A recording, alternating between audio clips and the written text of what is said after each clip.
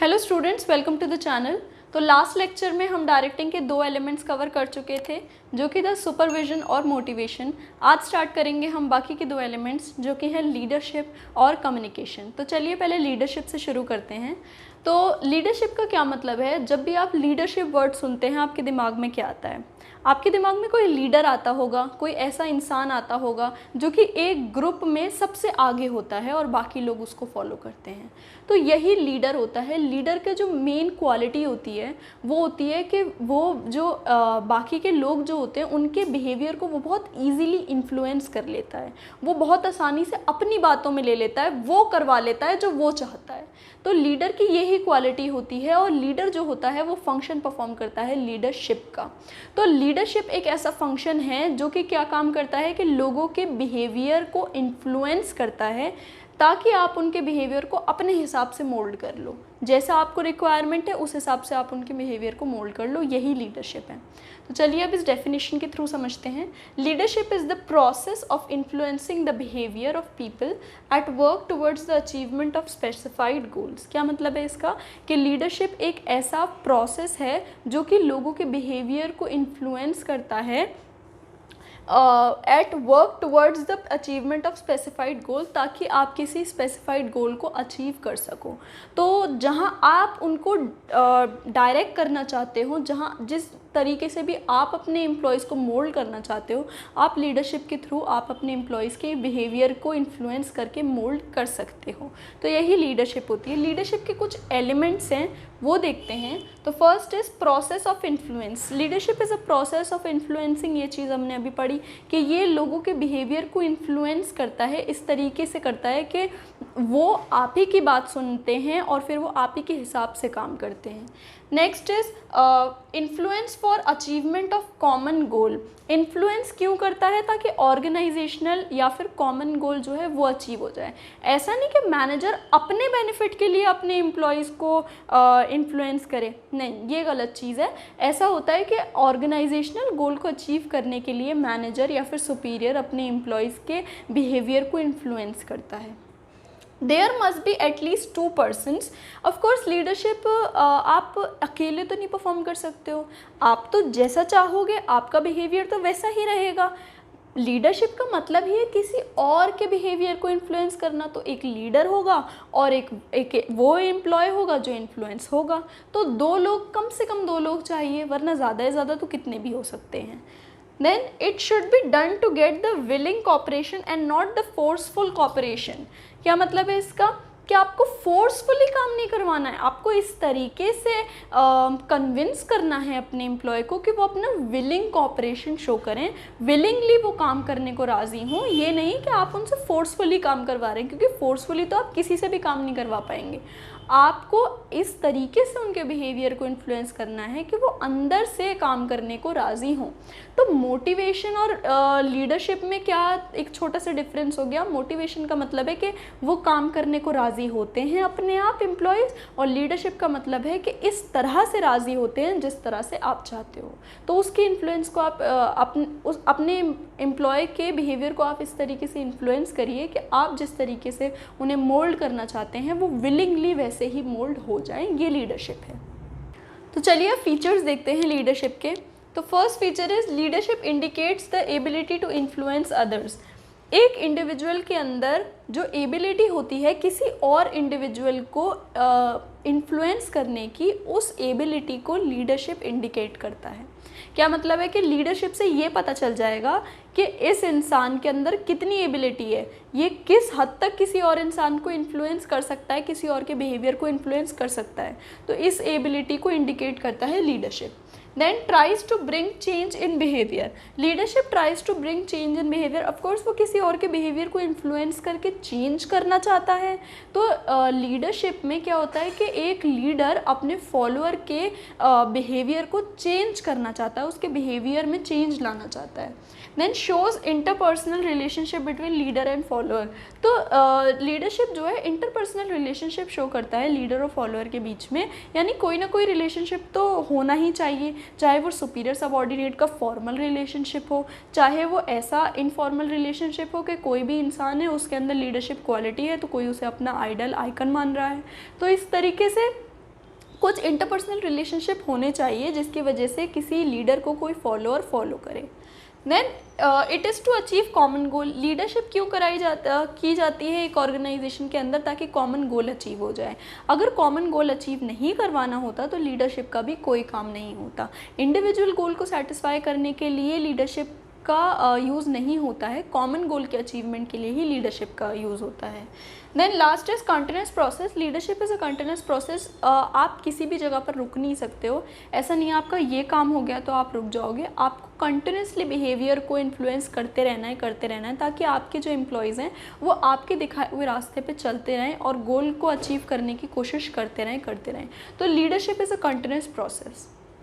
तो ज़्यादातर बच्चे कंफ्यूज हो जाते हैं मैनेजर और लीडर के बीच में, और ज़्यादातर इन दोनों को एक ही चीज़ समझ लेते हैं। लेकिन मैनेजर अलग है और लीडर अलग है, और इन दोनों में क्या डिफरेंस है चलिए अब देख लेते हैं। तो first is manager is always leader and leader may और may not be a manager. Manager जो है उसको तो हमेशा लीडर बनना ही बनना पड़ता है, क्योंकि उसके अंडर तो बहुत सारे लोग काम कर रहे होते हैं।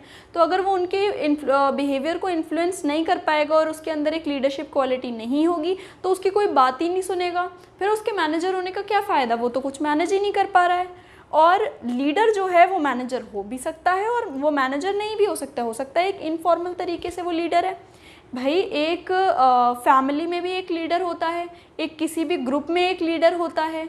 हर चीज़, जहाँ पर भी बहुत सारे लोग होंगे वहाँ पर एक लीडर ज़रूर होता है जो कि एक सबसे आगे आता है, इनिशिएटिव लेता है और बाकी के लोगों के बिहेवियर को वो आसानी से इन्फ्लुएंस कर पाता है। तो लीडर तो कहीं भी हो सकता है। तो लीडर एक मैनेजर भी हो सकता है लीडर एक मैनेजर ना हो। Then formal authority. मैनेजर को फॉर्मल अथॉरिटी मिली हुई होती है, यानी कि जो हायरार्की वाली बात होती है उसकी वजह से इसको पावर मिली होती है। लेकिन लीडर जो होता है informal authority of faith and trust, यानी कि लीडर के पास कोई फॉर्मल अथॉरिटी नहीं होती है, उसको अपनी मर्जी से लोग लीडर बनाते हैं और बस फेथ और ट्रस्ट का रिलेशनशिप होता है। मैनेजर क्या होता है कि उसके पास फॉर्मल अथॉरिटी होती है, हायरार्की की वजह से मिलती है, और लीडर जो होता है उसकी इनफॉर्मल अथॉरिटी होती है, फेथ और ट्रस्ट की वजह से उसको लीडर बनाया जाता है। Then influence towards the achievement of organisational goal. Manager जितने भी इन्फ्लुएंस करता है बिहेवियर को और जो भी एफर्ट्स करता है वो इसलिए करता है ताकि ऑर्गेनाइजेशनल गोल अचीव हो जाए, जो कंपनी का गोल है वो अचीव हो जाए। ज़्यादा प्रॉफिट चाहिए, ज़्यादा प्रॉफिट मिल जाए, ज़्यादा सेल्स चाहिए, ज़्यादा सेल्स मिल जाए। लेकिन लीडर जो चाहता है वो ये चाहता है influence towards satisfaction of every member and group goal. Group में जितने भी मेंबर्स हैं उन सब को सेटिस्फैक्शन मिल जाए और जो ग्रुप गोल है वो अचीव हो जाए। Then exist in formal organisation. Manager जो है वो फॉर्मल ऑर्गेनाइजेशन में होता है। ऑफ कोर्स आपने कभी ऐसा देखा है कि कोई एक ग्रुप बना हुआ है, बहुत सारे दोस्त बैठे हुए हैं या बहुत सारे लोग बैठे हुए हैं, उसमें कोई मैनेजर है? वो तो ऐसा होता नहीं है। एक फॉर्मल ऑर्गेनाइजेशन में ही मैनेजर होता है। लेकिन लीडर हो सकता है, लीडर किसी भी ऑर्गेनाइजेशन में हो सकता है, चाहे वो फॉर्मल हो चाहे वो इनफॉर्मल हो सकता है कि फॉर्मल एकदम काम से काम वाली बात हो, इनफॉर्मल दोस्ती यारी की बात हो, किसी में भी लीडर हो सकता है। Last is performs all the functions of management. Manager जो है वो मैनेजमेंट के सारे फंक्शन परफॉर्म करता है, whether be it planning, organizing, staffing, directing, controlling, all 5 functions are performed by the manager, but leader performs only one function, that is directing. तो directing के अंदर leadership आता है। leader सिर्फ अपना काम करता है, leader का काम ये नहीं होता है कि वो management के सारे functions perform करे।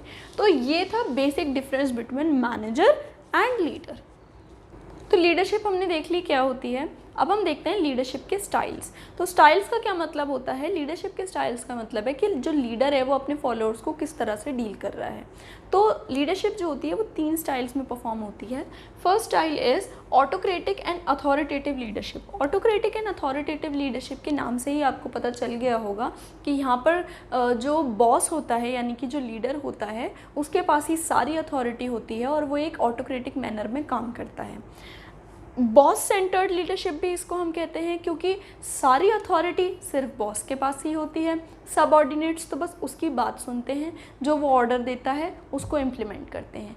अपने सजेशंस या फिर अपनी स्किल या इनिशिएटिव वो नहीं लेते हैं, वो सिर्फ और सिर्फ वो फॉलो करते हैं जो उनका लीडर उनको बताता है। तो एक तरीके से यहाँ पर इस स्टाइल ऑफ लीडरशिप में लीडर जो होता है एज अ डिक्टेटर काम करता है। जैसे एडोल्फ हिटलर था, वो एक डिक्टेटर था कि कि भाई उसी की बात मानी जाएगी, जो वो बोल दे वो होना ही होना है, अगर नहीं हुआ तो पनिशमेंट मिलेगी। यहाँ पर भी यही सेम चीज़ होती है कि जो लीडर बोल दे वो होना ही होना है, नहीं हुआ तो पनिशमेंट मिलेगी। तो इसके कुछ एडवांटेजेस हैं इस टाइप ऑफ लीडरशिप के, और यहाँ पर कुछ डिसएडवांटेजेस लिखे हुए हैं। चलिए स्टार्ट करते हैं एडवांटेजेस से। First is quick decision making.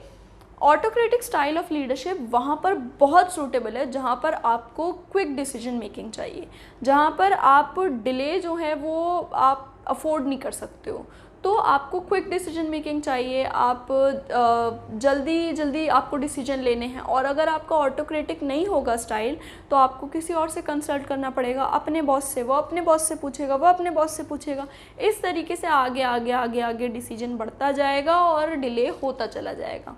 लेकिन ऑटोक्रेटिक में एक ही बॉस होता है, उसको किसी से कंसल्ट ही नहीं करना है, तो फटाफट से डिसीजन मेकिंग हो जाती है। Then strong motivation and satisfaction to the leader. Leader को बहुत ज़्यादा स्ट्रॉन्ग मोटिवेशन एंड सेटिस्फैक्शन मिलता है। क्यों नहीं मिलेगा? उसके पास तो इतनी सारी पावर है, उसके पास इतनी सारी अथॉरिटी है कि वो ही सब कुछ है, वो एज अ डिक्टेटर है, वो एज अ डिक्टेटर काम कर रहा है, तो उसको क्यों नहीं मिलेगा सेटिस्फैक्शन? तो उसको बहुत ज़्यादा स्ट्रॉन्ग मोटिवेशन और सेटिस्फैक्शन मिलता है। Then less competent subordinates are needed at lower level. Lower level पे लेस कॉम्पिटेंट सबऑर्डिनेट ज़्यादातर काम करते हैं, जिनके पास ज़्यादा स्किल नहीं होती है, जो ज़्यादा एजुकेटेड नहीं होते हैं, तो लेस कॉम्पिटेंट जो सबऑर्डिनेट्स होते हैं वो लोअर लेवल पे ज़्यादातर काम करते हैं। ऐसे सबऑर्डिनेट्स को ये ऑटोक्रेटिक स्टाइल ऑफ लीडरशिप बहुत अच्छी तरीके से डील करती है। इनमें क्या होता है कि बस इनको जो बता दिया जाए वो ये काम करते हैं, बस इतना ही होता है। तो इस टाइप ऑफ जब यहाँ पर होता है लोअर लेवल पे लेस कॉम्पिटेंट स्टाफ होता है, तो उनको ये लीडरशिप स्टाइल बहुत अच्छी तरीके से डील करता है। Then may bring positive results when great speed is required. जब ग्रेट स्पीड चाहिए, आपको क्विक डिसीजन मेकिंग चाहिए, तो उस टाइम पर ये ऑटोक्रेटिक स्टाइल ऑफ लीडरशिप बहुत ज़्यादा पॉजिटिव रिजल्ट ला सकता है। तो ये एडवांटेजेस हो गए। चलिए डिसएडवांटेजेस देखते हैं। First, leads to frustration and lower morale among the subordinates. तो सबऑर्डिनेट्स में फ्रस्ट्रेशन आता है, उनका मोरल लो होता है। क्यों नहीं होगा? क्योंकि भाई उनको तो कंसिडर ही नहीं किया जा रहा उनकी सजेशन को। वो अगर अपना डिसीजन मेकिंग में कुछ पार्टिसिपेट करना चाहते हैं, उनको फीलिंग ऑफ बिलोंगिंगनेस ही नहीं आ रही है, तो इसलिए वो बहुत ज़्यादा डीमोटिवेटेड और फ्रस्ट्रेटेड फील करते हैं, उनका मोरल नीचे चला जाता है। Then initiative level of subordinate goes down. Initiative नहीं ले पाते हैं सबऑर्डिनेट्स, उनको जितना काम बताया गया वो उतना ही करेंगे, वो इनिशिएटिव नहीं ले पाते हैं। क्यों नहीं ले पाते? पहली बात तो उनके इनिशिएटिव को वेलकम भी नहीं किया जाता है।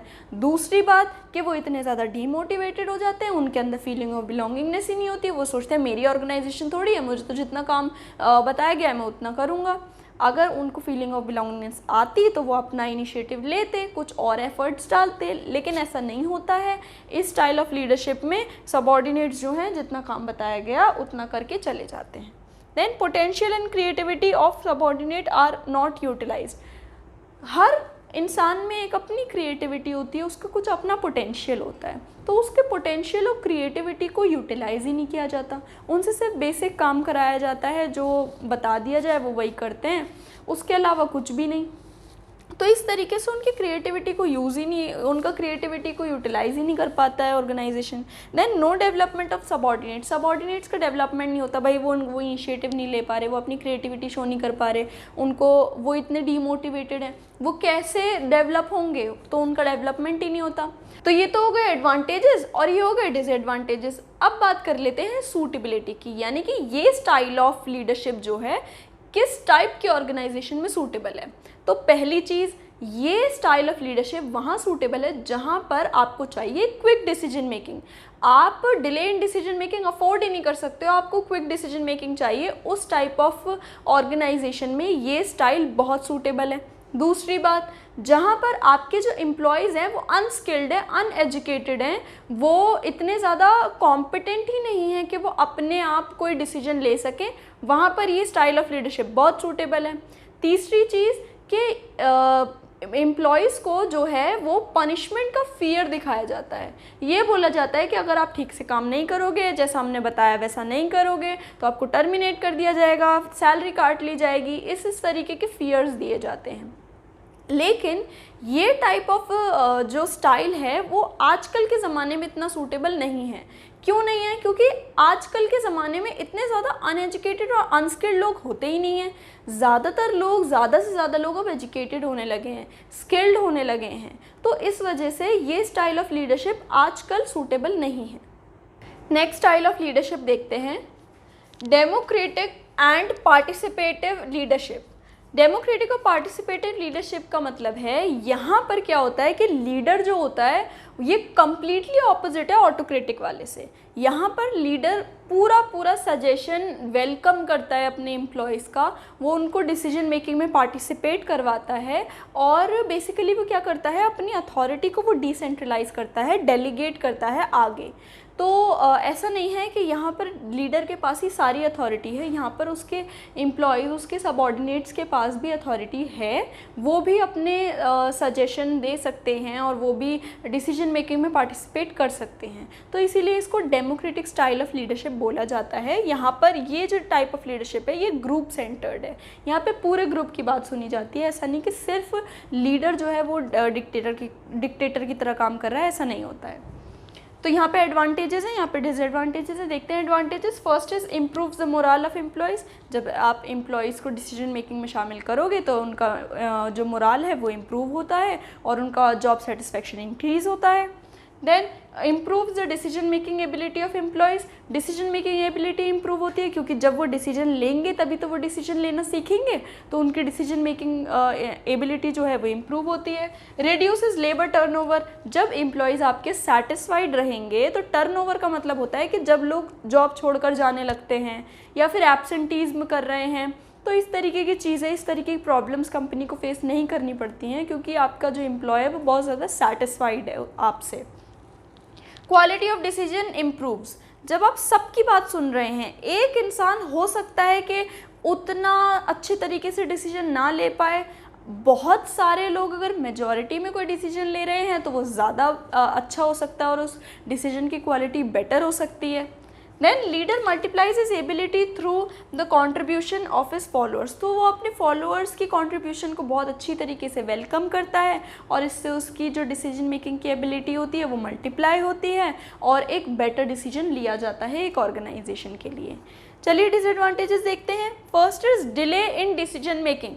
जब इतने सारे लोगों का सजेशन वेलकम किया जाएगा तो डिसीजन मेकिंग में डिले तो होगा ही।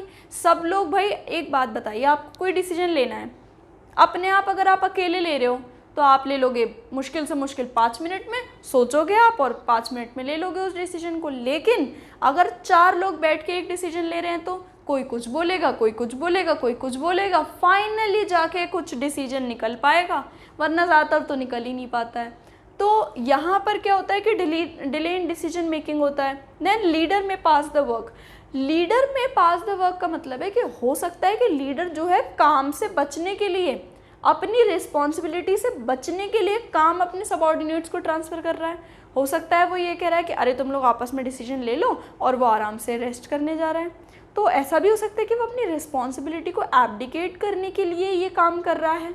देन कंसल्टेशन में भी considered as a sign of incompetence of leader. ऐसा भी हो सकता है कि लीडर इतना कॉम्पिटेंट ही नहीं है कि वो एक अच्छा डिसीजन ले सके ऑर्गेनाइजेशन के लिए, इसीलिए वो कंसल्टेशन को कंसिडर कर रहा है, अपने एम्प्लॉयज़ के सजेशंस को वेलकम कर रहा है, क्योंकि वो अकेले डिसीजन ले ही नहीं सकता। ऐसा भी हो सकता है। Last is may not yield positive results when subordinates prefer minimum interaction with the leader. क्या मतलब है इस बात का कि ये स्टाइल जो है लीडरशिप का, ये ऐसी ऑर्गेनाइजेशन में बिल्कुल भी सूटेबल नहीं है जहाँ पर सुपीरियर सबऑर्डिनेट रिलेशनशिप हेल्दी नहीं है। यानी कि सबऑर्डिनेट्स जो हैं वो सुपीरियर से इंटरैक्ट ही नहीं करना चाहते, बात ही नहीं करना चाहते। तो ऐसे टाइम पर सुपीरियर जो है वो सबऑर्डिनेट्स का सजेशन कैसे वेलकम करेगा और सबऑर्डिनेट उसको अपने सजेशन कैसे देंगे जब वो उससे बात ही नहीं करना चाहते हैं। तो सबऑर्डिनेट और सुपीरियर का रिलेशनशिप बहुत हेल्दी होना चाहिए इस स्टाइल ऑफ लीडरशिप के लिए। तो भाई ये एडवांटेजेस हो गए और अब डिसएडवांटेजेस भी हो गए। तो अब देख लेते हैं सूटेबिलिटी कि ये टाइप ऑफ लीडरशिप किस ऑर्गेनाइजेशन में सूटेबल रहती है। पहली बात, वहाँ पर ये बहुत सूटेबल है जहाँ पर आप अपने एम्प्लॉयज़ के सजेशन को बहुत ज़्यादा हैप्पीली वेलकम करना चाहते हैं, आप चाहते हैं कि भाई आपके एम्प्लॉयज़ भी पार्टिसिपेट करें। दूसरी बात, जब आपका फोकस ये है कि आपके एम्प्लॉयज़ जो हैं डिसीजन मेकिंग में इंडिपेंडेंट हो जाएं, जब आपका फोकस ये है कि आपके एम्प्लॉयज़ जो हैं वो सेटिस्फाइड रहें, उनका मोरल हमेशा बूस्टअप रहे, तो इस टाइप ऑफ ऑर्गेनाइजेशन में ये स्टाइल ऑफ लीडरशिप बहुत सूटेबल है। So last style of leadership है फ्री रेन और लेज़र-फेयर लीडरशिप। इस स्टाइल ऑफ लीडरशिप में बिल्कुल पूरी अथॉरिटी सबऑर्डिनेट्स के हाथ में दे दी जाती है। लीडर बिल्कुल साइड में हट जाता है। लीडर उनको ना तो सपोर्ट करता, गाइड करता, कुछ भी नहीं, वो पूरी की पूरी अथॉरिटी अपनी डेलीगेट कर देता है सबऑर्डिनेट्स को। सबऑर्डिनेट्स अपने हिसाब से काम करते हैं, तो इसीलिए इसको फ्री रेन कहा गया है। एडवांटेजेस क्या हैं? Improves moral of employees. अब एम्प्लॉयज़ का मोरल बूस्टअप हो जाता है। क्यों? क्योंकि उनको बहुत ज़्यादा अथॉरिटी मिलती है और अथॉरिटी तो सब लोग इन्जॉय करते हैं, तो उनका जॉब सेटिस्फेक्शन इंक्रीज़ होता है। Then maximum scope of development of subordinates. जब सबऑर्डिनेट्स अलग अलग सिचुएशन से, जैसे मैनेजर गुजरता है वैसे सबऑर्डिनेट्स गुजरेंगे, खुद डिसीजन लेंगे, खुद देखेंगे क्या करना है क्या नहीं करना है, तो उनका डेवलपमेंट होता है ऐसे। फिर full utilisation of potential and capacity of employees के जो पोटेंशियल और कैपेसिटी कभी कभी अनयूज्ड रह जाती है, वो पोटेंशियल और कैपेसिटी को फुल्ली यूटिलाइज करता है ये वाला स्टाइल ऑफ लीडरशिप। क्योंकि हर एम्प्लॉय के अंदर कोई पोटेंशियल होता है, कोई क्रिएटिविटी होती है, तो अगर उनके हाथ में पूरी अथॉरिटी दे दी जाती है तो फिर अपनी वो क्रिएटिविटी और पोटेंशियल को यूज़ करके, यूटिलाइज करके बहुत अच्छा बेटर डिसीजन लेते हैं। Disadvantages, subordinates do not get the guidance and support of the leaders. Leader का बिल्कुल सपोर्ट ही नहीं मिलता है, कोई गाइडेंस मिलती ही नहीं है सबऑर्डिनेट को, तो ये एक डिसएडवांटेज भी है। फिर ignores contribution of leader, leader कुछ कंट्रीब्यूट ही नहीं करता है। लास्ट है सबऑर्डिनेट्स में work in different directions and result in cure. जब लीडर उनको डायरेक्ट नहीं करेगा, जब लीडर उनको सपोर्ट नहीं करेगा, गाइड नहीं करेगा, तो फिर हर एम्प्लॉय और हर सबऑर्डिनेट अपने अपने हिसाब से काम करेगा, अलग अलग डायरेक्शन में काम करेगा, और फिर इससे क्या हो जाएगा, ऑर्गेनाइजेशन में केओस हो जाएगा। तो ये तो हो गए एडवांटेजेस और ये हो गए डिसएडवांटेजेस। अब बात कर लेते हैं सूटेबिलिटी की कि ये स्टाइल ऑफ लीडरशिप जो है वो किस टाइप के ऑर्गेनाइजेशन के लिए सूटेबल होता है। तो ये स्टाइल ऑफ लीडरशिप ऐसी ऑर्गेनाइजेशन के लिए सूटेबल है जहाँ पर आपके जो एम्प्लॉयज़ हैं वो इतने हाईली एजुकेटेड, हाईली स्किल्ड और हाईली क्वालिफाइड हैं कि वो खुद ही एज अ लीडर काम कर सकते हैं, वो ऑर्गेनाइजेशन को एक बहुत अच्छा बेटर डिसीजन मेकिंग दे सकते हैं। तो उस टाइप ऑफ ऑर्गेनाइजेशन के लिए ये स्टाइल बहुत सूटेबल है। दूसरी चीज़, जब आपके एम्प्लॉयज़ खुद ही में हाईली खुद ही मोटिवेटेड हैं और वो खुद ही अपनी रिस्पॉन्सिबिलिटी को अज्यूम कर लेते हैं, उनके अंदर फीलिंग ऑफ बिलोंगिंगनेस है। ऐसा नहीं है कि काम करो और जाओ, वो ऑर्गेनाइजेशन को इतना अपना समझते हैं कि वो खुद उसके लिए अपना 100% देने को तैयार हैं। तो इस टाइप के अगर आपके एम्प्लॉयज़ हैं तो फिर ये स्टाइल ऑफ लीडरशिप बहुत सूटेबल है, वरना नहीं। तो लीडरशिप के डिफरेंट स्टाइल्स हमने देख लिए, वो हमने थ्योरी पढ़ी थी, एक बार डायग्रामेटिक फॉर्म में और देख लेते हैं बेटर अंडरस्टैंडिंग में। आप जब किसी भी स्टाइल को एक्सप्लेन करेंगे तो डायग्राम के साथ करिएगा, बेटर इम्पैक्ट पड़ता है टीचर पे। तो ये है ऑटोक्रेटिक स्टाइल। ऑटोक्रेटिक स्टाइल में क्या होता है कि एक लीडर होता है और उसके डिफरेंट सबऑर्डिनेट्स जो होते हैं उनको वो सिर्फ इंस्ट्रक्शंस देता है। लीडर ने इंस्ट्रक्शन दिया और सबऑर्डिनेट ने उसको फॉलो किया बिना कुछ सवाल करे या फिर कुछ भी नहीं, वो कोई सजेशन नहीं देता, कुछ भी नहीं होता, लीडर सिर्फ इंस्ट्रक्शन या ऑर्डर देता है और सबऑर्डिनेट उसको फॉलो करता है। तो यहाँ पर आप देख रहे हैं सिर्फ वन वे कम्युनिकेशन है कि लीडर सबऑर्डिनेट तक अपना इंस्ट्रक्शन पहुँचा रहा है, सबऑर्डिनेट अपना कोई सजेशन लीडर तक नहीं पहुँचा सकता है। लीडर सबऑर्डिनेट तक अपना इंस्ट्रक्शन पहुँचाएगा और वो सबऑर्डिनेट को फॉलो करना होगा। वहीं दूसरा स्टाइल जो है डेमोक्रेटिक स्टाइल, उसमें क्या होता है कि लीडर जो है वो डिफरेंट सबऑर्डिनेट्स के साथ मिलकर कोई डिसीजन लेता है, वो सबके सजेशंस को वेलकम करता है, अकेले ऑटोक्रेटिक मैनर में वो डिसीजन नहीं लेता है, वो डेमोक्रेटिक मैनर में डिसीजन लेता है, जिसका मतलब है कि सबका सजेशन वो वेलकम करता है, फिर किसी डिसीजन पे पहुंचता है। तो लीडर यहाँ पर टू वे कम्युनिकेशन हो रहा है कि लीडर के जो डिफरेंट सबऑर्डिनेट्स हैं वो उसको इंस्ट्रक्शन दे भी रहा है और उनके सजेशंस को रिसीव भी कर रहा है। फिर किसी डिसीजन पे पहुंच रहा है। तो ये जो डिफरेंट सबऑर्डिनेट्स हैं ये सजेशन देंगे और सब लोग मिल के लीडर के साथ एक डिसीजन लेंगे। Last is free rein. तो फ्री रेन में क्या बताया गया था आपको कि लीडर जो है पूरा का पूरा जो डिसीजन होता है इन लोगों पे छोड़ देता है, सबऑर्डिनेट्स पे, बोलता है कि भाई तुम लोग आपस में डिसीजन ले लो और आपस में डिस्कशन करके एक डिसीजन ले लो। तो यहाँ पर क्या है कि सबऑर्डिनेट्स आपस में कम्युनिकेट कर रहे हैं, सबऑर्डिनेट सबऑर्डिनेट सबऑर्डिनेट सबऑर्डिनेट, ये लोग आपस में कम्युनिकेट कर रहे हैं, लीडर के साथ कम्युनिकेट नहीं कर रहे हैं। लीडर ना तो इंस्ट्रक्शन दे रहा, ना गाइडेंस दे रहा और ना ही किसी भी चीज़ में वो शामिल ही नहीं है। तो लीडर बिल्कुल अलग है। इस डायग्राम में लीडर एकदम अलग है और जो कम्युनिकेशन हो रहा है वो सबऑर्डिनेट्स के बीच में हो रहा है और ये लोग ही आपस में मिलके एक डिसीजन ले लेते हैं। अब लीडरशिप के डिफरेंट स्टाइल्स के बीच में डिफ्रेंसिएशन देख लेते हैं। तो यहाँ पे बेसिस गिवन है, इसके बेस पे हम डिफ्रेंसिएशन करेंगे। This is the autocratic style, democratic and the free rein one. So first is decision making. Decision making यहाँ पर ऑटोक्रेटिक में कौन करता है? लीडर करता है ऑफ कोर्स, क्योंकि लीडर ही एक तरीके से डिक्टेटर की तरह काम करता है। देन डेमोक्रेटिक में लीडर और सबऑर्डिनेट दोनों करते हैं। लीडर अकेला डिसीजन नहीं लेता है, सबऑर्डिनेट्स को शामिल करके लेता है। और फ्री रेन में लीडर डिसीजन लेता ही नहीं है, सबऑर्डिनेट्स ही डिसीजन लेते हैं। सबऑर्डिनेट्स अपने आप इंडिपेंडेंटली डिसीजंस लेते हैं। Then second is communication. Communication autocratic में वन वे होता है, सिर्फ लीडर अपना जो मैसेज होता है, अब इंस्ट्रक्शन ऑर्डर जो होता है वो कन्वे करता है अपने सबऑर्डिनेट को। सबऑर्डिनेट उससे वापस कोई सजेशन नहीं दे सकता है, जो लीडर बोलेगा उसको वो करना पड़ेगा। तो वन वे कम्युनिकेशन है। डेमोक्रेटिक में टू वे होता है, लीडर अपना इंस्ट्रक्शन भी देता है और सबऑर्डिनेट अपना सजेशन भी देता है। और फ्री रेन में फ्री फ्लो होता है, लीडर से कोई कम्युनिकेशन कुछ खास होता ही नहीं है, सबऑर्डिनेट्स का आपस में होता है, तो कोई फॉर्मल कम्युनिकेशन नहीं होता है, फ्री फ्लो होता है कम्युनिकेशन का आपस में, सबऑर्डिनेट्स जो आपस में कम्युनिकेशन करते हैं। Then third is motivation. Motivation की क्या टेक्निक यूज़ करी जाती है? तो ऑटोक्रेटिक में तो negative style of motivation use करा जाता है कि इसमें पनिशमेंट का और डर दिखाया जाता है एक तरीके से कि आप पनिश किए जाओगे, आप पे आपकी सैलरी काट ली जाएगी, आपको टर्मिनेट कर दिया जाएगा, इस तरीके के डिफरेंट नेगेटिव मोटिवेशन दिए जाते हैं। डेमोक्रेटिक में पॉजिटिव मोटिवेशन दिए जाते हैं कि आप भी प्रमोशन ले सकते हो या फिर आपको डिसीजन मेकिंग में शामिल करके आपकी फीलिंग ऑफ बिलोंगिंगनेस को इंक्रीज़ करा जा रहा है। तो इस तरीके से आपको पॉजिटिव मोटिवेशन से मोटिवेट किया जाता है। फ्री रेन में सेल्फ मोटिवेशन होता है, लीडर मोटिवेट ही नहीं करता है। जो एम्प्लॉयज़ होते हैं वो सेल्फ मोटिवेटेड होते हैं और वो खुद ही को खुद ही से मोटिवेट कर लेते हैं, वो लीडर उसमें शामिल ही नहीं होता है।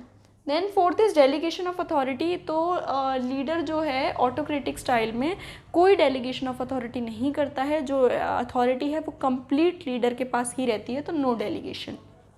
डेमोक्रेटिक में टू सम एक्सटेंट होती है अथॉरिटी का जो डेलीगेशन, अथॉरिटी का डेलीगेशन होता है थोड़ा सा, लीडर के पास जो अथॉरिटी है वो उसमें से थोड़ी सी सबऑर्डिनेट को देता भी है, लेकिन कंप्लीट अथॉरिटी का डेलीगेशन नहीं होता है, टू सम एक्सटेंट होता है।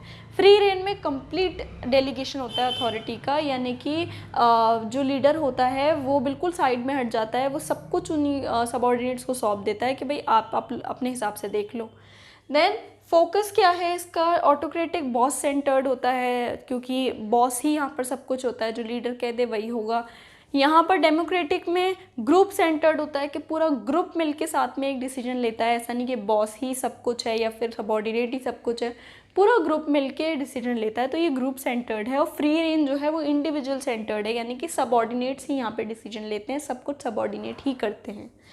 Then sixth is role of leader. तो रोल ऑफ लीडर इसमें क्या होता है? इसमें तो सब कुछ ही होता है कि लीडर जो है डायरेक्शन प्रोवाइड करता है, इंस्ट्रक्शन, गाइडेंस सब कुछ प्रोवाइड करता है।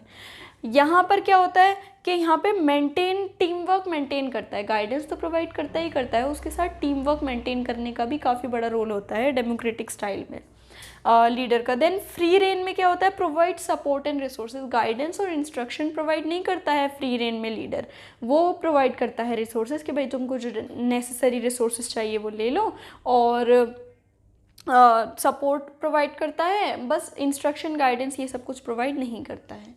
Then seventh is growth of employees. तो ऑटोक्रेटिक स्टाइल में एम्प्लॉयज़ का ग्रोथ होगा, ग्रोथ कैसे होती है कि अगर लीडर, वो जो इंडिविजुअल है, उसको अगर इनिशिएटिव लेने का मौका मिले, उसको अगर क्रिएटिविटी दिखाने का, अपनी स्किल इंप्रूव करने का मौका मिले, तभी तो उसकी ग्रोथ होगी। तो ऑटोक्रेटिक स्टाइल में तो ऐसा कुछ नहीं होता है, जो लीडर बोल दे वही करना है। तो यहाँ पर ना ग्रोथ इतनी ज़्यादा सबॉर्डिनेट की हो नहीं पाती है, क्योंकि लीडर यहाँ पे ना आई स्टाइल अपनाता है, जिसका मतलब है कि मैं ही सब कुछ हूँ, मैं ही सब कुछ करूँगा, मैं ही इनिशिएटिव लूँगा, मैं ही अपनी क्रिएटिविटी दिखाऊँगा, किसी और को कोई क्रिएटिविटी नहीं दिखानी है। यहाँ पर क्या होता है, डेमोक्रेटिक में वी स्टाइल होता है कि सब मिलके करेंगे। लीडर भी अपना पार्टिसिपेशन देता है और सबॉर्डिनेट्स भी अपना पार्टिसिपेशन देते हैं, तो मिलके। तो यहाँ पर क्या होता है कि यहाँ पर सबॉर्डिनेट्स का जो ग्रोथ का चांस होता है वो होता है।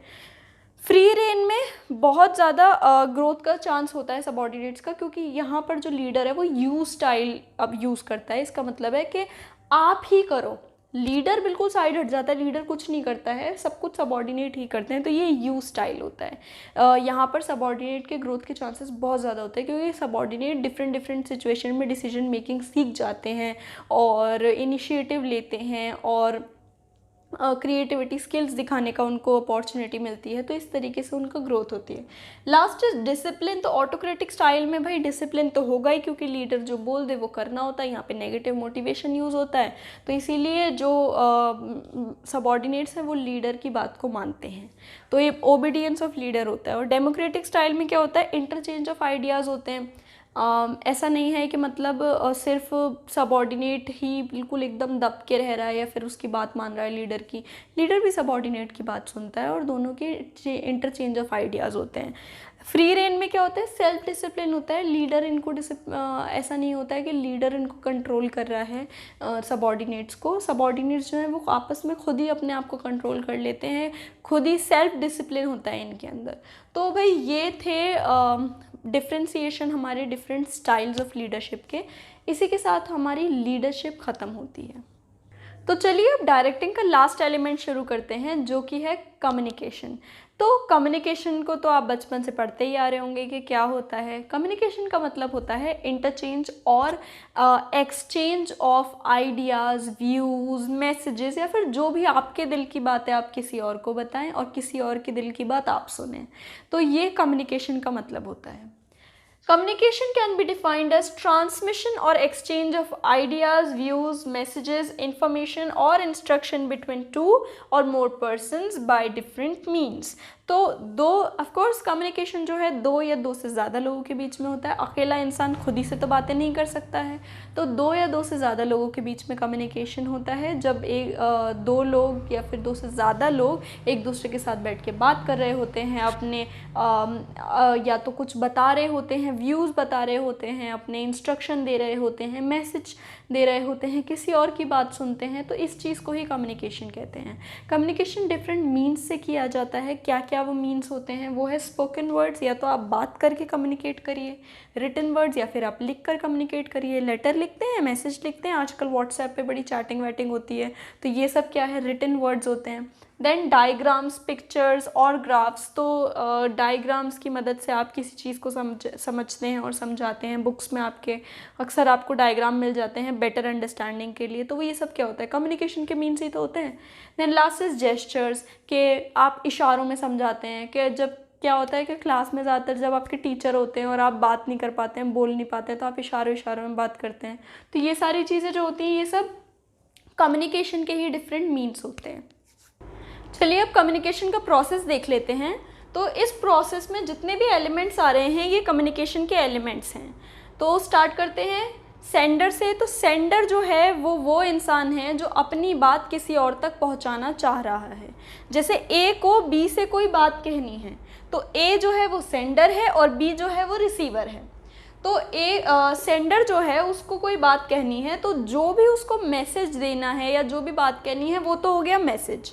तो जैसे अगर हमें ये एग्जांपल लें कि ए को बी से ये कहना है कि मीटिंग टुमारो एट 5, ठीक है। तो ए को बी को ये बताना है कि कल 5 बजे, शाम को 5 बजे मीटिंग है, ठीक है। तो ये जो मीटिंग टुमारो एट 5 है ये हो गया भाई मैसेज जो ए बी को बताना चाहता है।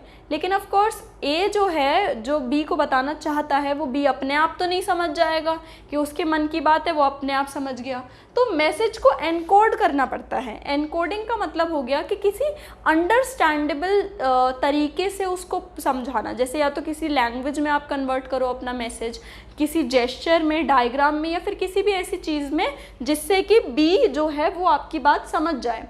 तो इस केस में किस में करा गया है कि लैंग्वेज, इंग्लिश लैंग्वेज में रिटन फॉर्म में इस मैसेज को लिखा गया है। तो ये हो गई भाई एनकोडिंग। एनकोडिंग होने के बाद एनकोडेड मैसेज को किसी मीडिया के ज़रिए भेजा जाता है बी तक, यानी कि रिसीवर तक। तो मीडिया क्या है? मीडियम का प्लूरल फॉर्म इज़ मीडिया। तो मीडियम का क्या मतलब होता है कि आप किस तरीके से मैसेज को भेज सकते हैं। आप टेक्स्ट मैसेज करेंगे, आप इलेक्ट्रॉनिक वे में भेजेंगे, आप रिटन लेटर भेजेंगे, या फिर आप मुंह से कह दे रहे हैं या कॉल कर रहे हैं। तो इस तरीके के डिफरेंट मीडियम्स जो हैं ये मीडिया के अंदर आते हैं। जैसे कि ये मैसेज जो है ये ईमेल किया गया, चलिए फ़ोन कॉल की गई है, मान लेते हैं कि फ़ोन कॉल की गई है, तो फ़ोन कॉल ये मीडिया हो गई, ठीक है। अब रिसीवर ने फ़ोन कॉल रिसीव करी और फिर मैसेज को डिकोड किया। मैसेज को डिकोड कैसे किया कि भाई जो ये मैसेज लिखा हुआ है इसको वो पढ़ के समझ जाएगा कि क्या लिखा हुआ है। अगर अंडरस्टैंडेबल लैंग्वेज में या फिर किसी जेस्चर में, डायग्रामेटिक फॉर्म में, जिस भी फॉर्म में लिखा हुआ है, उस मैसेज को वो पढ़ के डिकोड करेगा। डिकोड करने के बाद रिसीवर समझ जाएगा कि क्या मैसेज है और सेंडर का मैसेज रिसीवर तक पहुंच जाएगा। अब रिसीवर क्या करेगा कि वो फीडबैक देगा कि उसे क्या उसके मतलब जो भी वो कहना चाहता है उसके बदले में फिर वो उसको फीडबैक देगा। तो ये कंप्लीट एक प्रोसेस है कि सेंडर जो है वो जो भी मैसेज भेजना चाहता है रिसीवर को, उसको वो पहले एनकोड करेगा किसी अंडरस्टैंडेबल मीन्स में। उसके बाद वो किसी मीडिया की हेल्प से उसको सेंडर को रिसीवर को भेजेगा। रिसीवर उस मैसेज को डिकोड करेगा, समझ जाएगा अच्छे से, फिर फीडबैक देगा। अब इस प्रोसेस में अगर कोई भी प्रॉब्लम आती है या फिर कोई भी ऐसी डिस्टर्बेंस आती है जिसकी वजह से हमारा ये जो प्रोसेस है इसमें प्रॉब्लम आती है, तो फिर उस चीज़ को हम नॉइस कहते हैं। जैसे कि एक एग्जांपल ले लीजिए कि ये एनकोडेड मैसेज को जब मीडिया के थ्रू आपने भेजा तो क्या हुआ कि फ़ोन कॉल के थ्रू भेजा था। मीडिया क्या थी? फ़ोन कॉल थी। तो फ़ोन कॉल आपने करी और आप बात कर रहे हो और कनेक्शन चले गए, कॉल कट गई। तो ये जो है ये एक तरीके की नॉइस है, एक डिस्टर्बेंस है जो आपकी कम्युनिकेशन प्रोसेस को ख़राब कर रहा है, बीच में उसको डिस्टर्ब कर रहा है।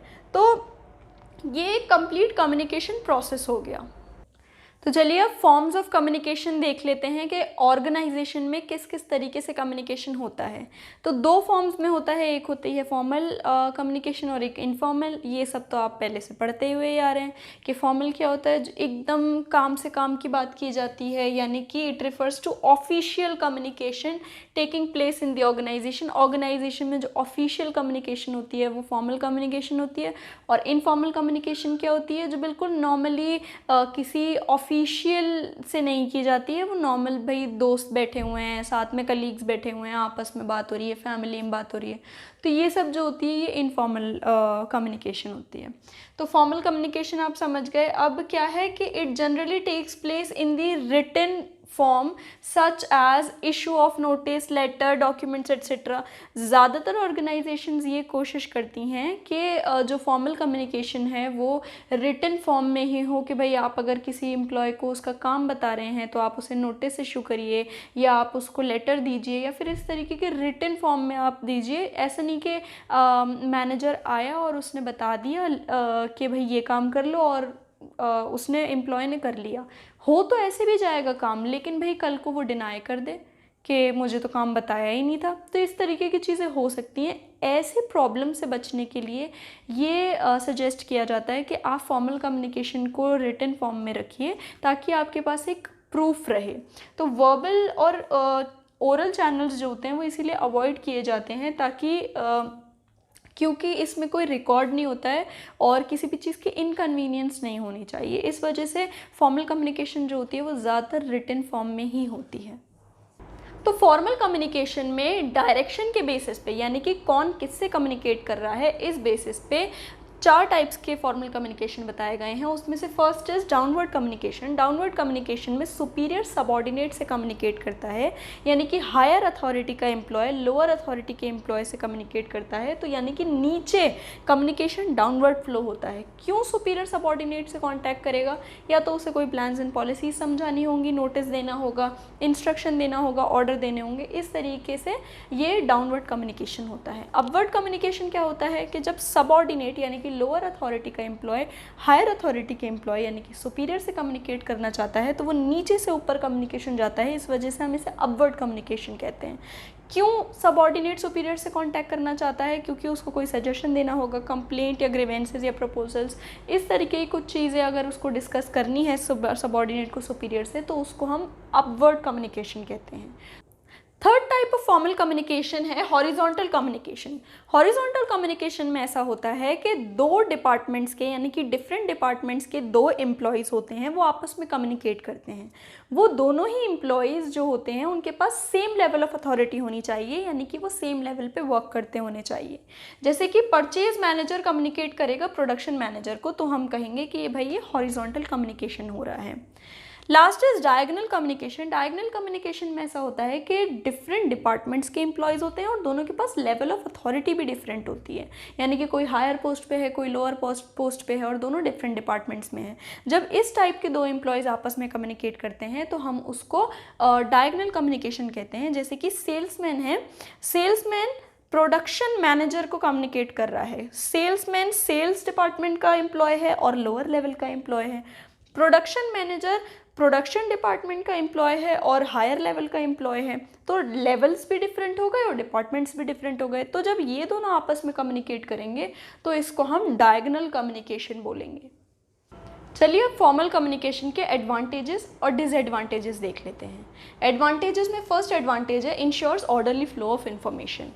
फॉर्मल कम्युनिकेशन में ऑर्डरली फ्लो ऑफ इन्फॉर्मेशन होता है, यानी कि फ्लो ऑफ इन्फॉर्मेशन जो होता है वो एक ऑर्डर में होता है, स्पेसिफाइड ऑर्डर में, जिसको हम स्केलर चेन भी बोलते हैं। कि भाई जो सुपीरियर है वो अपने सबऑर्डिनेट पे इन्फॉर्मेशन पास करेगा, फिर सबऑर्डिनेट अपने सबऑर्डिनेट को, सबऑर्डिनेट अपने सबऑर्डिनेट को, कोई भी किसी से भी कम्युनिकेट नहीं कर सकता है। एक प्रॉपर ऑर्डर में ही कम्युनिकेशन होता है और इन्फॉर्मेशन फ्लो होती है। Then source of information can be easily located. जब एक प्रॉपर ऑर्डर में इंफॉर्मेशन फ़्लो होती है, स्केलर चेन फॉलो होती है, तो फिर सोर्स ऑफ इन्फॉर्मेशन जो होती है वो ईजिली लोकेट कर सकते हो आप। किसी भी सबऑर्डिनेट से आप पूछो कि भाई तुम्हें किसने इन्फॉर्मेशन दी, मेरे सुपीरियर ने दी, उससे पूछो उसको उसके सुपीरियर ने दी होगी। इस तरीके से कहाँ से इन्फॉर्मेशन आई है ये बहुत ज़्यादा ईजिली लोकेट हो सकता है। Then there is a proof for the information. ज़्यादातर जो होता है फॉर्मल कम्युनिकेशन में रिटन मीन्स का यूज़ होता है, रिटन मीन्स ऑफ कम्युनिकेशन का, जिससे क्या होता है कि प्रूफ रहता है। कोई भी कभी भी झूठ नहीं बोल सकता, कभी भी कोई चीज़ की मिसअंडरस्टैंडिंग नहीं हो सकती कि ऑर्डर क्या दिया गया था, दिया भी गया था या नहीं दिया गया था। हर चीज़ का एक रिटन प्रूफ होता है, क्योंकि नोटिसेस इशू करे जाते हैं और लेटर्स इशू करे जाते हैं। बिल्कुल डायरेक्ट ऐसे नहीं कि मुंह से कोई बात बता दी गई। एक बाकायदा जो काम आपको करना है, जो ड्यूटी आपको निभानी है, वो आपको एक लेटर पे लिख के दी जाती है, नोटिस इशू करे जाते हैं, तो सब कुछ एक रिटन फॉर्म में होता है। तो रिटन फॉर्म में जो भी होता है उसका प्रूफ रहता है। Then easy to exercise control over the employees. Employees पे कंट्रोल कैसे ईजी हो जाता है फॉर्मल कम्युनिकेशन में? ऐसा होता है कि भाई एम्प्लॉयर को अगर कोई भी नोटिस इशू करना है एम्प्लॉय को, तो वो इशू कर देता है और रिटन फॉर्म में होता है, तो उसके पास प्रूफ रहता है।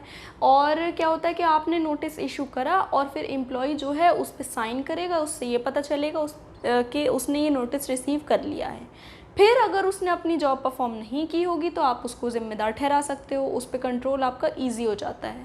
तो इसी तरीके से जैसे आपने स्कूल्स में देखा होगा कि हम लोग जैसे जब क्लास में होते थे तो पियून आते थे और टीचर के लिए कोई नोटिस लेके आते थे कि भाई कल मीटिंग है सारे स्टाफ की, तो टीचर उस पर साइन करते थे। साइन करने से क्या होता है कि प्रूफ रहता है कि हाँ भाई इस टीचर ने ये नोटिस देख लिया है। तो अगर वो कल मीटिंग नहीं पहुंचते हैं तो फिर वो टीचर जिम्मेदार होगा, पियून की कोई जिम्मेदारी नहीं है, उसने तो अपना पूरा काम कर लिया। तो इस तरीके से होता है कि भाई एक्सरसाइज कंट्रोल करना बहुत ईजी रह जाता है। और एक और चीज़ होती है कि आप इतनी सारे आप एक ऑर्गेनाइजेशन के अंदर बहुत सारे एम्प्लॉयज़ होते हैं, आप एक साथ किस किस को कंट्रोल करोगे और आप किस किस से कम्युनिकेट करोगे। तो रिटन कम्युनिकेशन से ये होता है, फॉर्मल कम्युनिकेशन से, कि आप एक नोटिस इशू कर देते हैं और वही आप सबको फॉरवर्ड कर देते हैं। तो क्या होगा कि एक साथ आपने बहुत सारे लोगों से कम्युनिकेट कर लिया। वहीं पर अगर आप वर्बली या ओरली करते, आप इतने सारे लोगों से इतनी आसानी से नहीं कर पाते, आप एक एक करके भी नहीं जा पाते, आप इतने सारे ग्रुप से एक साथ भी बात नहीं कर पाते।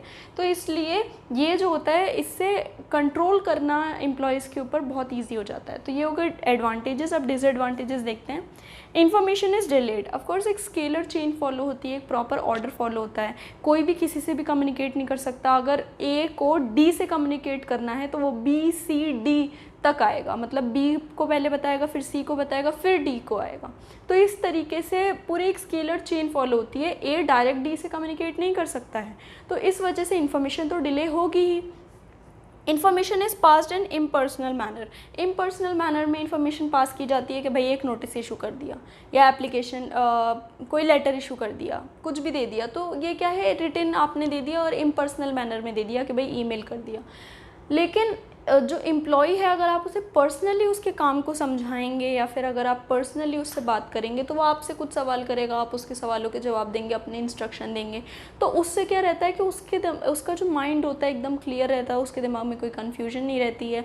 आपको भी एक सेटिस्फैक्शन रहता है कि हाँ, आपने अपने मुँह से बात बताई और सब कुछ ठीक से हुआ। तो इम्पर्सनल मैनर में कम्युनिकेशन होता है, इन्फॉर्मेशन पास रहती है, तो उसका ना कोई भरोसा नहीं रहता है।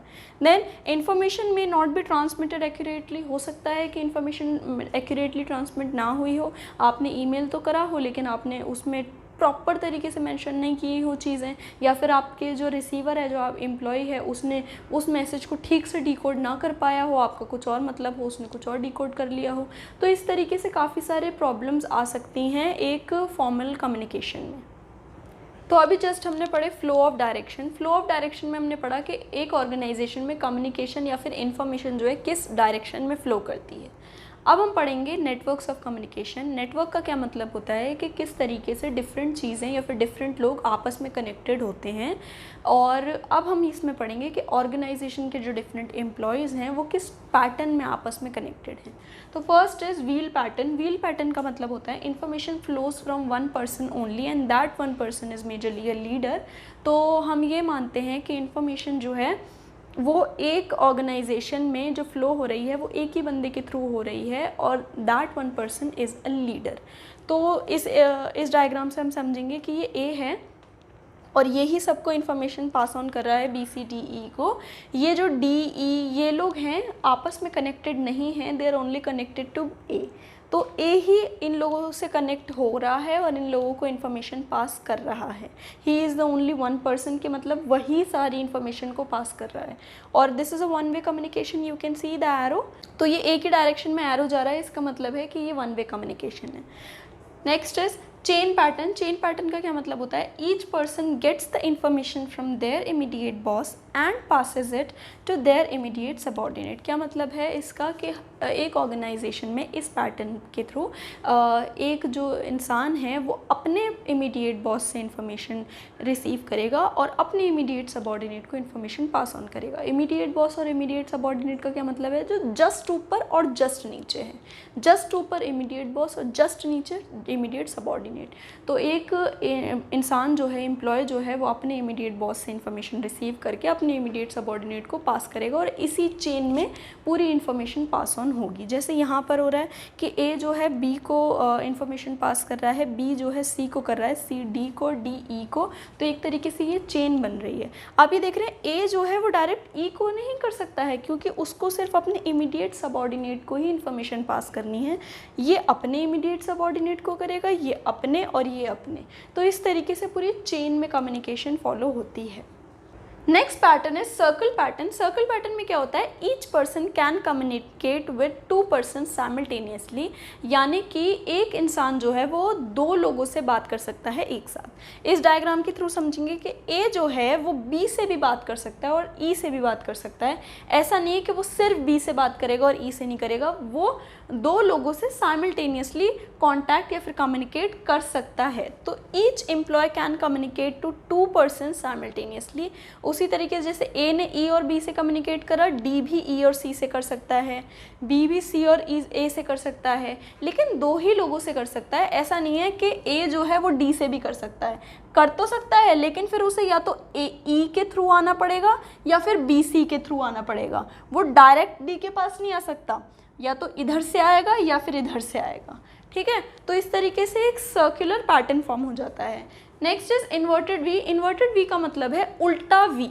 उल्टा वी, इसका जो पैटर्न होता है ये एक तरीके से उल्टे वी की तरह फॉर्म होता है, इसीलिए इसको इन्वर्टेड वी पैटर्न कहते हैं। तो इसमें क्या होता है, a subordinate is allowed to communicate with his immediate superior and also with the superior of his superior. क्या मतलब है कि एक सबऑर्डिनेट अपने सुपीरियर से कांटेक्ट तो कर ही सकता है, अपने सुपीरियर के सुपीरियर से भी कांटेक्ट कर सकता है। जैसे कि ये दोनों सबऑर्डिनेट्स हैं, इनका जो इमीडिएट सुपीरियर है वो ये है 1। ठीक है, तो ए और बी 1 को कम्युनिकेट कर सकते हैं। ठीक है, लेकिन इस पैटर्न के थ्रू 1 के सुपीरियर को भी ये लोग कम्युनिकेट कर सकते हैं। तो इस तरीके से ये एक इन्वर्टेड वी की तरह पैटर्न फॉर्म हो जाता है कि ए और बी सबऑर्डिनेट जो है वो अपने इमीडिएट सुपीरियर से कम्युनिकेट कर सकते हैं और इस सुपीरियर के भी सुपीरियर से ये लोग कम्युनिकेट कर सकते हैं। तो ये इन्वर्टेड वी का पैटर्न फॉर्म हो जाता है इस तरीके से। So our last pattern is all source pattern, that is also called star pattern. इसमें क्या होता है, there is no fixed pattern, कोई सारे मेंबर्स एक दूसरे से कम्युनिकेट कर सकते हैं, कोई ऑर्डर नहीं है, कोई चेन नहीं है, कोई पैटर्न नहीं है, सब लोग आपस में एक दूसरे से कम्युनिकेट कर सकते हैं। कहीं से भी इंफॉर्मेशन फ्लो होती है, कहीं से भी कम्युनिकेशन होता है। तो यहाँ पर क्या है, जैसे कि ये एक दूसरे से कम्युनिकेट कर सकते हैं, ए बी से कर सकता है, बी सी से कर सकता है, आपस में सब लोग एक दूसरे से कम्युनिकेट कर सकते हैं। ए सी से भी कर सकता है, ए डी से भी कर सकता है, डी बी से भी कर सकता है। तो इस तरीके से सारे ही मेंबर्स आपस में एक दूसरे से कम्युनिकेट कर सकते हैं, कोई फिक्स्ड पैटर्न नहीं होता है इसमें। तो बस इसी के साथ हमारा फॉर्मल कम्युनिकेशन ख़त्म होता है। ऑर्गेनाइजेशन में कम्युनिकेशन 2 तरीके से होता है, ये अभी हमने आपको थोड़ी देर पहले बताया था। पहला उसमें से फॉर्मल कम्युनिकेशन हम डिस्कस कर चुके हैं, अब करेंगे दूसरा इनफॉर्मल कम्युनिकेशन डिस्कस। तो इनफॉर्मल कम्युनिकेशन क्या है? इनफॉर्मल कम्युनिकेशन का मतलब है कि जब 2 लोग ऑफिशियली अटैच नहीं हैं एक दूसरे से, किसी ऑफिशियल पर्पस से कम्युनिकेट नहीं कर रहे हैं, बस ऐसे ही कैजुअली बात कर रहे हैं, तो उस चीज़ को आप इनफॉर्मल कम्युनिकेशन कहते हो। It means communication between different members of organization who are not officially attached to each other. तो ऐसे different members organization के जो एक दूसरे से officially attached नहीं हैं, फिर भी वो लोग communicate कर रहे हैं। क्यों कर रहे हैं? सोशल इंटरैक्शंस के लिए, फ्रेंडली टॉक्स के लिए, नॉन ऑफिशियल मैटर्स को डिस्कस करने के लिए, काफ़ी सारी चीज़ें हैं कि भाई दुनिया में क्या चल रहा है, और फ्रेंडली टॉक्स और इस तरीके की चीज़ें हैं। भाई साथ जब 2 लोग बैठते हैं, एक ग्रुप बैठता है, तो बहुत तरीके की बातें होती हैं। तो ये सारी चीज़ें इनफॉर्मल कम्युनिकेशन में आती हैं। इनफॉर्मल कम्युनिकेशन का कोई फ़्लो, कोई डायरेक्शन नहीं होता है, कोई फ़्लो का कोई एक पर्टिकुलर फिक्स डायरेक्शन नहीं होता है जैसे फॉर्मल कम्युनिकेशन का होता था। इसमें कोई भी किसी से भी बात कर सकता है। भाई हो सकता है कि मैनेजर और सबॉर्डिनेट जो हैं वो ऑफिशियली तो सुपीरियर सबॉर्डिनेट का रिलेशनशिप है, लेकिन हकीकत में वो लोग फ्रेंड्स हों। तो फ्रेंड्स क्या बात कर रहे हैं, वो बस ऐसे ही बात कर रहे हैं। तो ऐसे थोड़ी है कि भाई बिल्कुल एक लेटर आपको भेजना पड़ेगा, इसके थ्रू ए जो है सी तक बी के थ्रू जाएगा, ऐसा नहीं होता है। कोई भी किसी से भी बात कर सकता है, कोई एक फिक्स्ड पाथ नहीं होता है इन्फॉर्मेशन को फ्लो करने का, कहीं से भी कुछ भी इन्फॉर्मेशन आती है। इसीलिए हम इसको there is no fix path for flow of information, इसीलिए यहाँ पर ये लिखा है कि इसका कोई फिक्स्ड पाथ नहीं होता है फ्लो ऑफ इन्फॉर्मेशन का। जिस तरह हमने फॉर्मल कम्युनिकेशन के नेटवर्क्स पढ़े थे, उस तरह हम इनफॉर्मल कम्युनिकेशन के भी अब नेटवर्क्स पढ़ेंगे। तो नेटवर्क्स का क्या मतलब बताया था हमने कि किस तरीके से, किस पैटर्न में दो या दो से ज़्यादा लोग एक दूसरे से कम्युनिकेट करते हैं या फिर कनेक्ट होते हैं। तो फर्स्ट इज गॉसिप्स। गॉसिप्स का मतलब है when one person tales many people, एक इंसान है वही इन्फॉर्मेशन पास कर रहा है बहुत सारे लोगों में एक साथ। तो जैसे यहाँ पर ए है, यही बी सी डी ई सबको एक साथ बता रहा है, तो ए ही सबको इन्फॉर्मेशन पास कर रहा है, इसका मतलब है gossip. Second is clusters. Clusters में क्या होता है, when one person tells the information to selected other person and those selected other person tells the information to further selected other persons. क्या मतलब है इसका, कि एक इंसान है जो कि अपनी कोई इन्फॉर्मेशन है या कोई भी इन्फॉर्मेशन या कोई बात कुछ सिलेक्टेड लोगों को बता रहा है, सबको नहीं बता रहा है, कुछ सिलेक्टेड लोगों को बता रहा है, और फिर वो जो सिलेक्टेड लोग हैं फिर आगे किसी और को बता रहे हैं, फिर किसी और को बता रहे हैं। ऐसा होता है ना कि आपके फ्रेंड्स होते हैं, आप अपने फ्रेंड्स को कुछ बात बताते हो, अपना कोई सीक्रेट बताते हो, लेकिन आपने ये डायलॉग तो सुना होगा कि हर बेस्ट फ्रेंड का एक बेस्ट फ्रेंड होता है। यानी कि आप अपनी सीक्रेट को अगर किसी फ्रेंड को बताओगे तो फिर वो आगे अपने किसी बेस्ट फ्रेंड को बताएगा और बोलेगा कि भाई किसी और को मत बताना, वो कहेगा भाई किसी और को मत बताना, किसी और को मत बताना। तो इस तरीके से ये क्लस्टर फॉर्म होता जाता है और आगे तक इन्फॉर्मेशन पास ऑन होती जाती है।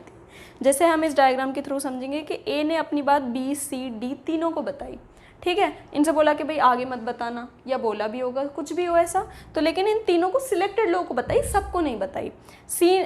डी और बी ने तो नहीं बताई, लेकिन सी ने क्या करा, सी ने आगे पास कर दी इन्फॉर्मेशन।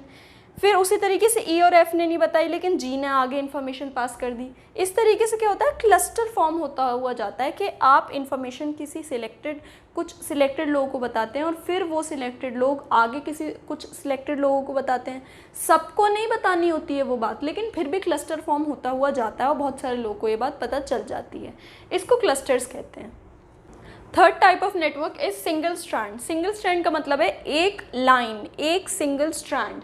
तो इसमें क्या होता है, each individual communicates to the other in sequence. Sequence में ही एक इंडिविजुअल अदर इंडिविजुअल से कम्युनिकेट करता है और फिर वो इंडिविजुअल आगे फर्दर एक दूसरे से कम्युनिकेट करते हैं। कैसे, जैसे ए ने बी को बताया, बी ने सी को, सी ने डी को, डी ने ई को, इस तरीके से एक पूरी स्ट्रैंड बनती हुई जाती है और इस तरीके से ये लोग आपस में कम्युनिकेट करते हैं। आपने इसमें देखा कि कोई डायरेक्शन नहीं है, कोई एरो गिवन नहीं है, यानी कि कोई भी बात कहीं से भी जाती है, लेकिन एक एक इंडिविजुअल करके एक दूसरे को बताते हैं।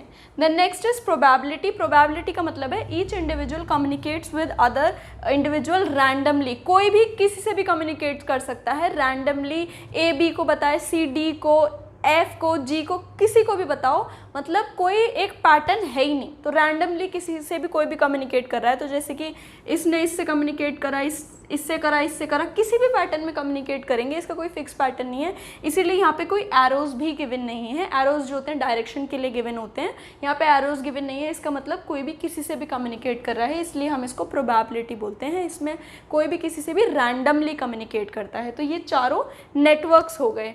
अब आपने इन चारों में ही देखा होगा कि कोई एक प्रॉपर वो नहीं है, कि वो एक हायरार्की फॉर्म नहीं हो रही है या फिर एक प्रॉपर स्केलर चेन के अकॉर्डिंग आप नहीं कर रहे हो, कोई एक फिक्स्ड पैटर्न नहीं है जिसमें आपको कम्युनिकेट करना है। तो इस वजह से हम इसको ग्रेप वाइन भी बोलते हैं। ज़्यादातर एमसीक्यूज़ में ये चीज़ें आ जाती हैं कि भाई ग्रेप वाइन किस चीज़ से रिलेटेड है, तो आप जानते हैं कि इनफॉर्मल कम्युनिकेशन के नेटवर्क से रिलेटेड है। इनफॉर्मल कम्युनिकेशन के नेटवर्क्स जो होते हैं वो बहुत ज़्यादा ऐसे होते हैं, कोई फिक्स्ड पाथ नहीं होता है, इसीलिए हम इसको ग्रेप वाइन बोलते हैं। इनफॉर्मल कम्युनिकेशन के अब एडवांटेजेस देख लेते हैं। तो एडवांटेजेस दो एस्पेक्ट्स में हमें दिए हुए हैं, एक है एम्प्लॉयज़ के पॉइंट ऑफ व्यू से और एक है मैनेजमेंट के पॉइंट ऑफ व्यू से। तो एम्प्लॉयज़ के पॉइंट ऑफ व्यू से क्या एडवांटेजेस हैं देखते हैं। फर्स्ट है सोशल सेटिस्फेक्शन। एम्प्लॉय जो है वो ह्यूमन ही तो है और ह्यूमन बीइंग की सोशल नीड्स होती हैं। कोई भी ह्यूमन बीइंग आइसोलेशन में तो नहीं रह सकता है। ऐसा नहीं है कि आप उससे काम कराओ और बस बोलो कि घर जाओ, ऐसा तो नहीं हो सकता है। इंसान की एक सोशल नीड्स होती हैं, वो किसी से बात करना चाहता है, किसी की बात सुनना चाहता है। तो इस तरीके से अगर आपके ऑर्गेनाइजेशन में इनफॉर्मल कम्युनिकेशन हो रहा है तो उसकी सोशल नीड्स जो हैं वो सेटिस्फाइड रहती हैं और उसको सोशल सेटिस्फेक्शन मिलता है। Next is matters can be discussed which can be discussed through official channels. बहुत सारी ऐसी बातें जो ऑफिशियल चैनल्स के थ्रू डिस्कस नहीं की जा सकती हैं, इसीलिए वो इनफॉर्मल कम्युनिकेशन के थ्रू डिस्कस की जाती हैं। Last is provides information to all the members cutting across the official channel. तो ऑफिशियल चैनल में बहुत सारे मेंबर्स आते हैं, तो ऐसे भी मेंबर्स होते हैं जो ऑफिशियल चैनल के अंदर फॉल नहीं कर रहे हैं, लेकिन इनफॉर्मल कम्युनिकेशन के थ्रू सभी को पता चल जाता है। ऐसा नहीं है कि भाई जिसको बताया जा रहा है उसी को पता चलेगा, या फिर एक ऑफिशियल चैनल के अंदर जितने लोग आ रहे हैं उन्हीं को पता चलेगा, सबको इन्फॉर्मेशन पता चल जाती है। देन मैनेजमेंट के पॉइंट ऑफ व्यू से first is manager can fill up communication gap. Manager जो है कम्युनिकेशन गैप फिलअप कर सकता है। कैसे? क्योंकि फॉर्मल कम्युनिकेशन में क्या होता है कि बिल्कुल लिमिटेड बात की जाती है, काम की बात एकदम पॉइंट टू पॉइंट बात रखी जाती है, तो बहुत सारे कम्युनिकेशन गैप हो जाते हैं, बहुत सारी बात एम्प्लॉय को समझ नहीं आती, आप नहीं एक्सप्रेस कर पाते हो। तो इनफॉर्मल कम्युनिकेशन के थ्रू आप कम्युनिकेशन गैप फिलअप कर लेते हो। अगर एम्प्लॉय को कोई चीज़ पूछनी है आप उसे समझा देंगे, तो इस तरीके से कम्युनिकेशन गैप फिल्ड अप रहता है। Next is information travels very fast. इसका मतलब है कि इनफॉर्मल कम्युनिकेशन में इन्फॉर्मेशन बहुत जल्दी फास्ट ट्रैवल करती है। कभी भी आपको अगर क्विक डिसीजन लेना है, कोई बात जल्दी से स्प्रेड करवानी है, तो आप इनफॉर्मल कम्युनिकेशन के थ्रू करिए। इससे क्या होगा कि भाई फास्ट डिसीजन मेकिंग रहती है। Then managers can get true responses. बहुत सारी ऐसी प्लान्स एंड पॉलिसीज़ होती हैं जिनके लिए आप अपने एम्प्लॉयज़ का रिस्पॉन्स जानना चाहते हैं कि भाई उनको वो कैसी लगी, वो कर पा रहे हैं या नहीं कर पा रहे हैं। बहुत सारे ऐसे रिस्पॉन्सेज आप जानना चाहते हैं। तो फॉर्मल कम्युनिकेशन में क्या रहता है, आपका एम्प्लॉय हेजिटेट करता है, ट्रू रिस्पॉन्स नहीं देता है, लेकिन इनफॉर्मल कम्युनिकेशन में आप अपने एम्प्लॉयज़ का ट्रू और एक्यूरेट रिस्पॉन्स जान सकते हैं किसी भी प्लान्स एंड पॉलिसी पे। Then last is provides emotional relief to employees.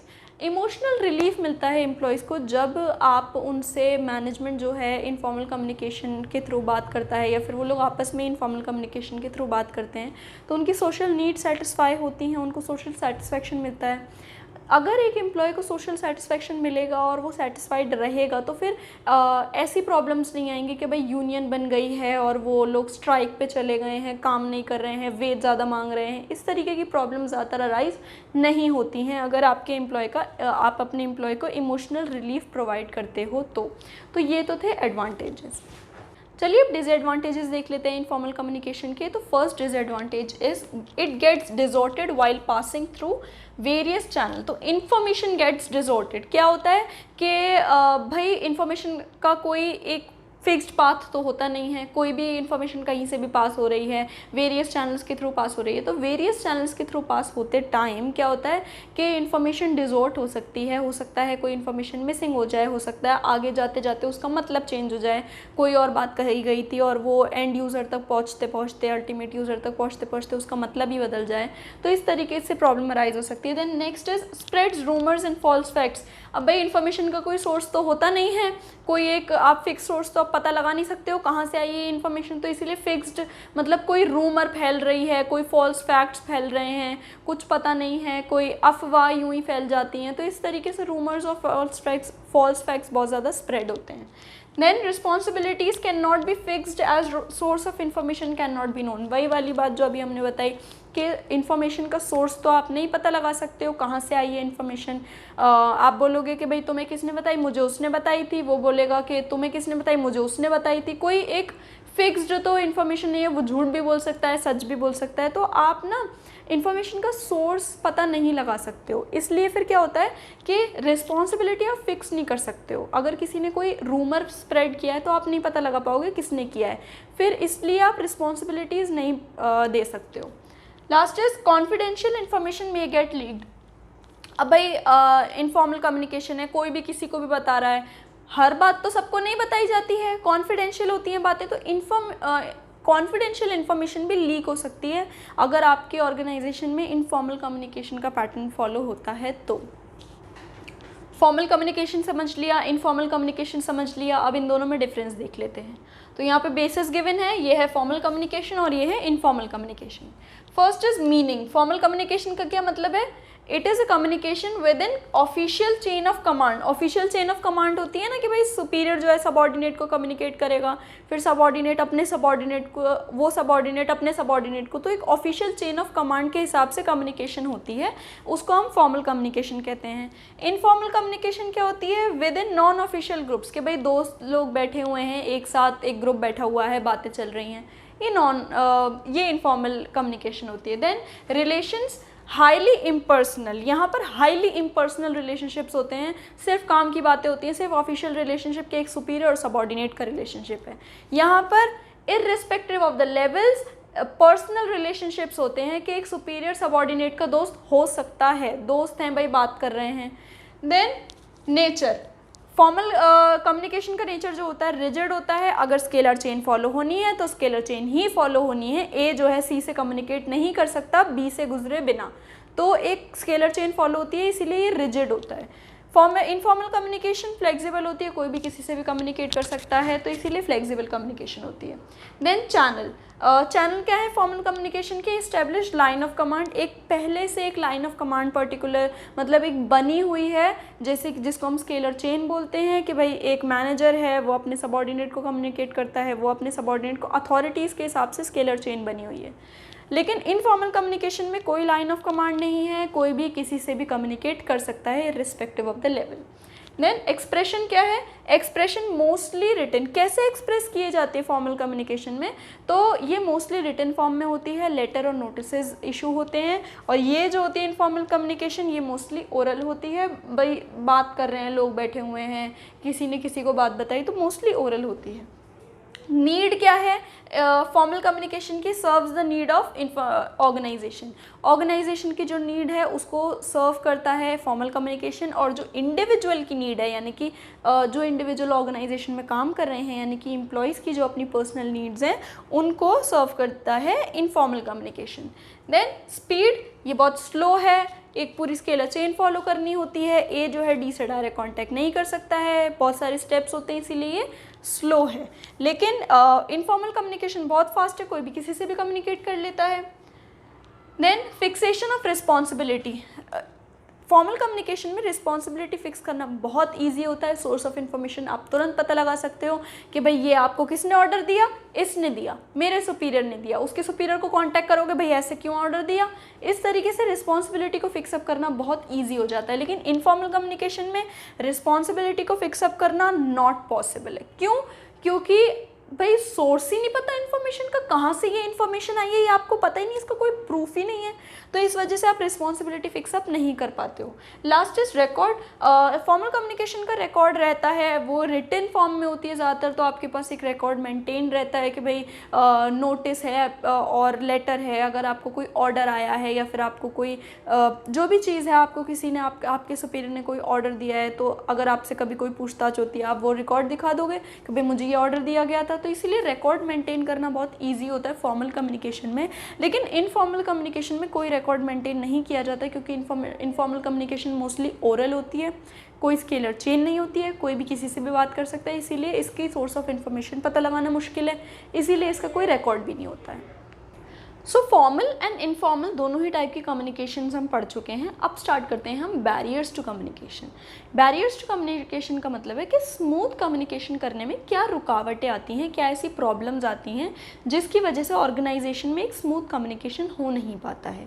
तो ऐसे 4 बैरियर्स हैं, उसमें से first is semantic barrier. Semantic barrier का मतलब होता है sometimes the same words and sentences can be understood differently by different people, यानी कि सेम वर्ड्स और सेम सेंटेंसेस कुछ ऐसे होते हैं जो कुछ अलग अलग लोग उसका अलग अलग मीनिंग निकाल सकते हैं। जैसे कि आप देख लीजिए कि मैनेजमेंट ने अपने एम्प्लॉयज़ को ये वाली बात बताई कि we are increasing the budget this year या फिर ऑफ दिस मंथ, ठीक है, ऐसे बोल दिया कि we are increasing the budget. तो एम्प्लॉयज़ को लगा कि अच्छा they are increasing the budget, that means कि हमारी सैलरी भी इंक्रीज़ हो जाएगी। लेकिन मैनेजमेंट का मतलब था कि वो एक न्यू मशीनरी परचेज़ करना चाह रहे हैं इस मंथ, इसलिए वो बजट इंक्रीज़ कर रहे हैं। तो उन्होंने पूरी बात तो नहीं बताई, उन्होंने बताया कि there will be a increase in budget.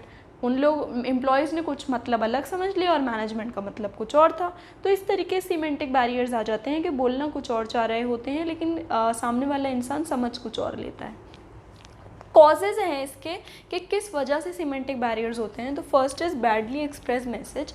Badly express message का मतलब होता है कि जब आप ठीक तरीके से मैसेज को एक्सप्रेस नहीं करते हो। एक्सप्रेस करने का मतलब या तो आपने कोई वर्ड गलत बोल दिया या फिर आपने कोई वर्ड ओमिट कर दिया, ठीक है। तो इस तरीके की चीज़ों की वजह से ये हो जाता है बैडली एक्सप्रेस मैसेज। जैसे कि एग्जांपल ले लीजिए कि आपने अपने एम्प्लॉय से बोल दिया कि मीटिंग एट 5, ठीक है, तो 5 बजे मीटिंग है। अब एम्प्लॉयज़ यही चक्कर में पड़ गए कि भाई कल मीटिंग है, आज है, परसों है, कब है। मीटिंग एट 5 तो बोल दिया, लेकिन कब है ये तो बताया ही नहीं। तो इस वजह से क्या होता है कि इस वजह से सीमेंटिक बैरियर आ जाता है कि एम्प्लॉयज़ समझ ही नहीं पाते हैं कि क्या हुआ। आप एक बहुत इंपॉर्टेंट वर्ड वहाँ से ओमिट कर गए। आपको ये बोलना चाहिए था कि मीटिंग टुडे एट 5 या फिर मीटिंग टुमारो एट 5, जब भी है। तो आपने जब एक इंपॉर्टेंट वर्ड को ओमिट कर दिया या फिर कुछ गलत बोल दिया, तब आ जाता है कि भाई आपने मैसेज को बहुत बैडली एक्सप्रेस किया है, इस वजह से सीमेंटिक बैरियर आया है। Second is symbols with different meaning. Symbols with different meaning का मतलब है कि एक वर्ड के डिफरेंट मीनिंग्स हो सकते हैं, जैसे कि प्राइस और प्राइज, है ना। तो दोनों जो हैं सुनने में एकदम सेम लगते हैं, लेकिन दोनों की जो मीनिंग है दे आर वे डिफरेंट। जैसे कि प्राइस, PRICE वाला प्राइस, उसका क्या मतलब होता है कॉस्ट। PRIZE वाला प्राइस का क्या मतलब होता है, उसका मतलब होता है इनाम। तो कॉस्ट और इनाम दोनों में फ़र्क होता है कि नहीं होता है। तो प्राइस बोल रहे हो या वो प्राइस बोल रहे हो, एम्प्लॉयज़ को समझ ही नहीं आएगा। तो they are the symbols with different meanings. Second is faulty translations. Faulty translations का मतलब होता है there may be a language barrier. ऐसा होता है कि भाई आप बोल रहे हो कोई बात इंग्लिश में, आपके एम्प्लॉयज़ को इंग्लिश समझ नहीं आती है, आपने एक लेटर इशू कर दिया, आपने बोल दिया भाई पूरा एकदम अच्छी इंग्लिश में आपने लिखा है, एम्प्लॉयज़ को वो समझ नहीं आया, उनको जितना समझ आया है उन्होंने उस हिसाब से ट्रांसलेट कर लिया, या फिर अगर ट्रांसलेटर रखा हुआ है तो उसने कहीं गलती कर दी, तो ये फॉल्टी ट्रांसलेशन हो गया। तो आप कुछ और बोलना चाह रहे थे, एम्प्लॉयज़ ने कुछ और समझ लिया, तो ये लैंग्वेज की वजह से ये बैरियर आता है, faulty translations. Second is unclarified assumptions. Unclarified assumptions का मतलब होता है कि आपने कुछ बताया और एम्प्लॉयज़ ने कुछ समझ लिया और उनका वो जो अजम्पशन है वो अनक्लैरिफाइड ही रह गया। तो आपने एम्प्लॉयज़ को बोला कि भाई टेक केयर ऑफ गुड्स, ठीक है, आपका इंटेंशन क्या था टेकिंग केयर ऑफ गुड्स से, कि क्वालिटी ऑफ गुड्स का ख्याल रखना, लेकिन एम्प्लॉयज़ ने क्या समझा कि गुड्स को सेफ्टी से रखना, ये समझा। तो आपका मतलब था क्वालिटी से रिलेटेड और वो किस बात से समझ गए, वो समझे सेफ्टी से रिलेटेड। तो this is the unclarified assumption. Then next is technical jargons. Jargons means words. कुछ ऐसे वर्ड्स होते हैं जो बहुत टेक्निकल होते हैं, जो कि एक ले मैन को समझ नहीं आते हैं, नॉर्मल लोअर लेवल के एम्प्लॉय को समझ नहीं आते हैं, क्योंकि लोअर लेवल का एम्प्लॉय इतना ज़्यादा एजुकेटेड नहीं होता है, इतना ज़्यादा नहीं होता है, मतलब उसको इतनी अंडरस्टैंडिंग नहीं होती है टेक्निकल वर्ड्स की। तो अगर आप एक लोअर लेवल के अपने एम्प्लॉयज़ से अगर आप इतने टेक्निकल वर्ड्स यूज़ करके बात करेंगे तो उसको समझ ही नहीं आएगा। जैसे आप एग्जाम्पल ले लीजिए कि आप मैनेजर हैं और आपने अपने एम्प्लॉयज़ से जाके बोल दिया कि भाई there is a meeting of white collar employees today, okay. तो उसका मतलब क्या है, white collar employees means employees of management level, means the managers, there is a meeting of managers, इसका मतलब ये है। लेकिन एम्प्लॉयज़ ने क्या समझा, मीन्स कि उन लोगों ने ये समझा कि white collar employees means the people who are wearing white shirt today have the white collar, so white collar employees are those who are wearing white shirt. But ये तो कम्प्लीटली डिफरेंट मीनिंग हो गया ना, कि white shirt से क्या relation है भाई, मैनेजर को क्यों भी मीटिंग कराएगा वो वाइट शर्ट वाले लोगों की। मतलब तो उसका वो था कि white collar employees means the management level employees. तो इस तरीके से आ गया ना टेक्निकल jargons की वजह से एक सीमेंटिक बैरियर के भाई समझ ही नहीं पाए employees. Last is body language and gesture decoding. Body language आपकी मैच करनी चाहिए आपके वर्ड से, तभी तो एम्प्लॉय आपके जेस्चर को डिकोड कर पाएगा। भाई इतना ना वर्ड से नहीं समझते हैं जितना थोड़ा सा एक्सप्रेशन से और बॉडी लैंग्वेज से समझ लेते हैं लोग। आपका एम्प्लॉय ने बहुत अच्छा काम किया और आप उसे शाबाशी देना चाह रहे हो, और आपने बोला कि हाँ भाई तुमने बहुत अच्छा काम किया, शाबाश तुमने बहुत अच्छा काम किया, ठीक है। आपने उसके मतलब कंधे पे टैप किया, आपने बोला कि भाई शाबाश तुमने बहुत अच्छे से काम किया। तो क्या हुआ कि आपने बॉडी लैंग्वेज और जेस्चर्स का यूज़ किया, वहीं आपने बोल दिया तुमने बहुत अच्छा काम किया। तो ये क्या तरीका होता है बात करने का, वो तो ये सोचेगा कि ये तो मुझे डांट रहा है या तारीफ़ कर रहा है, ये क्या कर रहा है। तो आपका एम्प्लॉय इस तरीके से तो बिल्कुल ही कंफ्यूज हो जाएगा। तो आपकी बॉडी लैंग्वेज जो है ना वो आपके वर्ड से मैच करनी चाहिए, आपके इंटेंशंस जो हैं बोलने के उससे मैच करनी चाहिए। अगर ये सब चीज़ें होती हैं, इस वजह से ही सीमेंटिक बैरियर आता है। Second type of barrier to communication is psychological barrier. Emotional and psychological factors also act as a barrier to effective communication. How? क्योंकि इमोशनल और साइकोलॉजिकल फैक्टर्स जो होते हैं ह्यूमन बिहेवियर को बहुत डीपली इन्फ्लुएंस करते हैं। एक डरा हुआ फ्राइटेंड इंसान अपनी बात ठीक से नहीं बता पाएगा और एक एंग्री इंसान किसी और की बात सुनेगा नहीं। तो इस तरीके से इमोशनल फैक्टर्स जो होते हैं वो बहुत ज़्यादा इन्फ्लुएंस करते हैं कम्युनिकेशन को। तो क्या होता है, the state of mind has great influence over the information and it's retention. अगर आप डिप्रेस्ड हो या परेशान हो सकता है आप किसी जो बात बताई जा रही है वो आपको समझना है, आप उस पर ध्यान ना दो, या फिर अगर आप आगे पास ऑन कर रहे हो तो शायद वो इन्फॉर्मेशन थोड़ी मिसिंग हो जाए, आप उतनी बात ना बताओ, आपने शायद आगे से सुनी ना हो। तो इस तरीके के इमोशनल साइकोलॉजिकल फैक्टर्स बहुत मैटर करते हैं। अगर पूरा एक हेल्दी इंसान है इमोशनली, भाई सब कुछ नॉर्मल है, खुश खुश है, तो वो जो काम करता है वो भी दिल लगा के करता है, वरना कम्युनिकेशन में बैरियर आ जाता है, साइकोलॉजिकल बैरियर। तो इसके कॉजेज़ क्या होते हैं? First is pre mature evaluation. Pre mature evaluation का मतलब होता है कि बात अभी तक कंप्लीट सेंडर ने कही नहीं है और रिसीवर ने उसका मतलब निकाल लिया कि भाई आधी बात होगी, हाँ हाँ हमें पता है इसके बाद क्या कहना चाह रहे हो, वो आगे बात सुन ही नहीं रहा है। तो इस तरीके से प्री मैच्योर इवैल्यूएशन ये क्यों होता है? रिसीवर इस केस में बहुत ज़्यादा ओपन माइंडेड नहीं होता है, वो उसके ना कोई एक पर्सनल प्रेजुडिस चल रहा होता है कि भाई हाँ ये तो यही बात बोलेगा, उसे पहले से वो प्रेजुडिस करके बैठा हुआ होता है, वो पहले से अजम्पशन करके बैठा होता है। हो सकता है वो कोई और बात कहना चाह रहा हो सेंडर, लेकिन रिसीवर जो है वो बहुत ज़्यादा ओपन माइंड का नहीं है, इसीलिए वो प्री मैच्योर इवैल्यूएशन कर रहा है। Next is lack of attention. हो सकता है ध्यान नहीं दे रहे हो आपको कोई मैनेजर बात बता रहा है, आप एम्प्लॉय हो, आप इधर उधर ध्यान दे रहे हो, जैसे कि आप लोग ज़्यादातर क्लास में करते हो कि टीचर बता रहा है और आप अपनी बातों में लगे हुए हो या फिर काम कर रहे हो या फिर कुछ और कर रहे हो, बात ही नहीं सुन रहे हो। तो इससे क्या हो रहा है कि कम्युनिकेशन तो ठीक इफेक्टिव नहीं हो रहा ना, बैरियर है ना ये कम्युनिकेशन में कि आप ध्यान ही नहीं दे रहे हो सकता है आपके पास कोई प्री ऑक्यूपाइड काम हो सकता है कि आपको भैया नेक्स्ट पीरियड में आपको कॉपी सबमिट करनी है, तो आप फटाफट काम कर रहे हो, टीचर सामने पढ़ा रहा है और आप सुन नहीं रहे हो।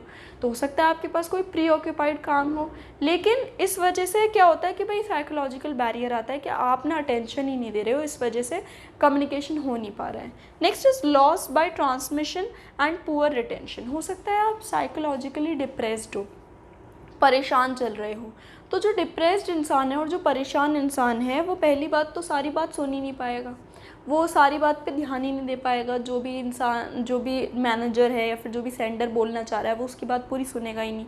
सुन भी लेगा तो आगे जब वो ट्रांसमिट करेगा तो वो ट्रांसमिट होते होते या तो वो कुछ गलत मतलब बता देगा या फिर वो इन्फॉर्मेशन मिसिंग होती चली जाएगी। ज़्यादातर ऐसा ओरल में होता है, रिमेंबर, तो इन्फॉर्मेशन मिसिंग होती चली जाएगी। इस तरीके से क्या होता है कि भाई ट्रांसमिशन के टाइम पे इन्फॉर्मेशन का लॉस हो जाता है और रिटेंशन हो जाता है। Then last is distrust. हो सकता है सेंडर और रिसीवर के बीच में डिस्ट्रस्ट हो सकता है कि वो दोनों इतने वेलकमिंग ना हो एक दूसरे की बात के लिए, कि वो दोनों एक दूसरे की ज़्यादा बात सुन ही नहीं रहे हों।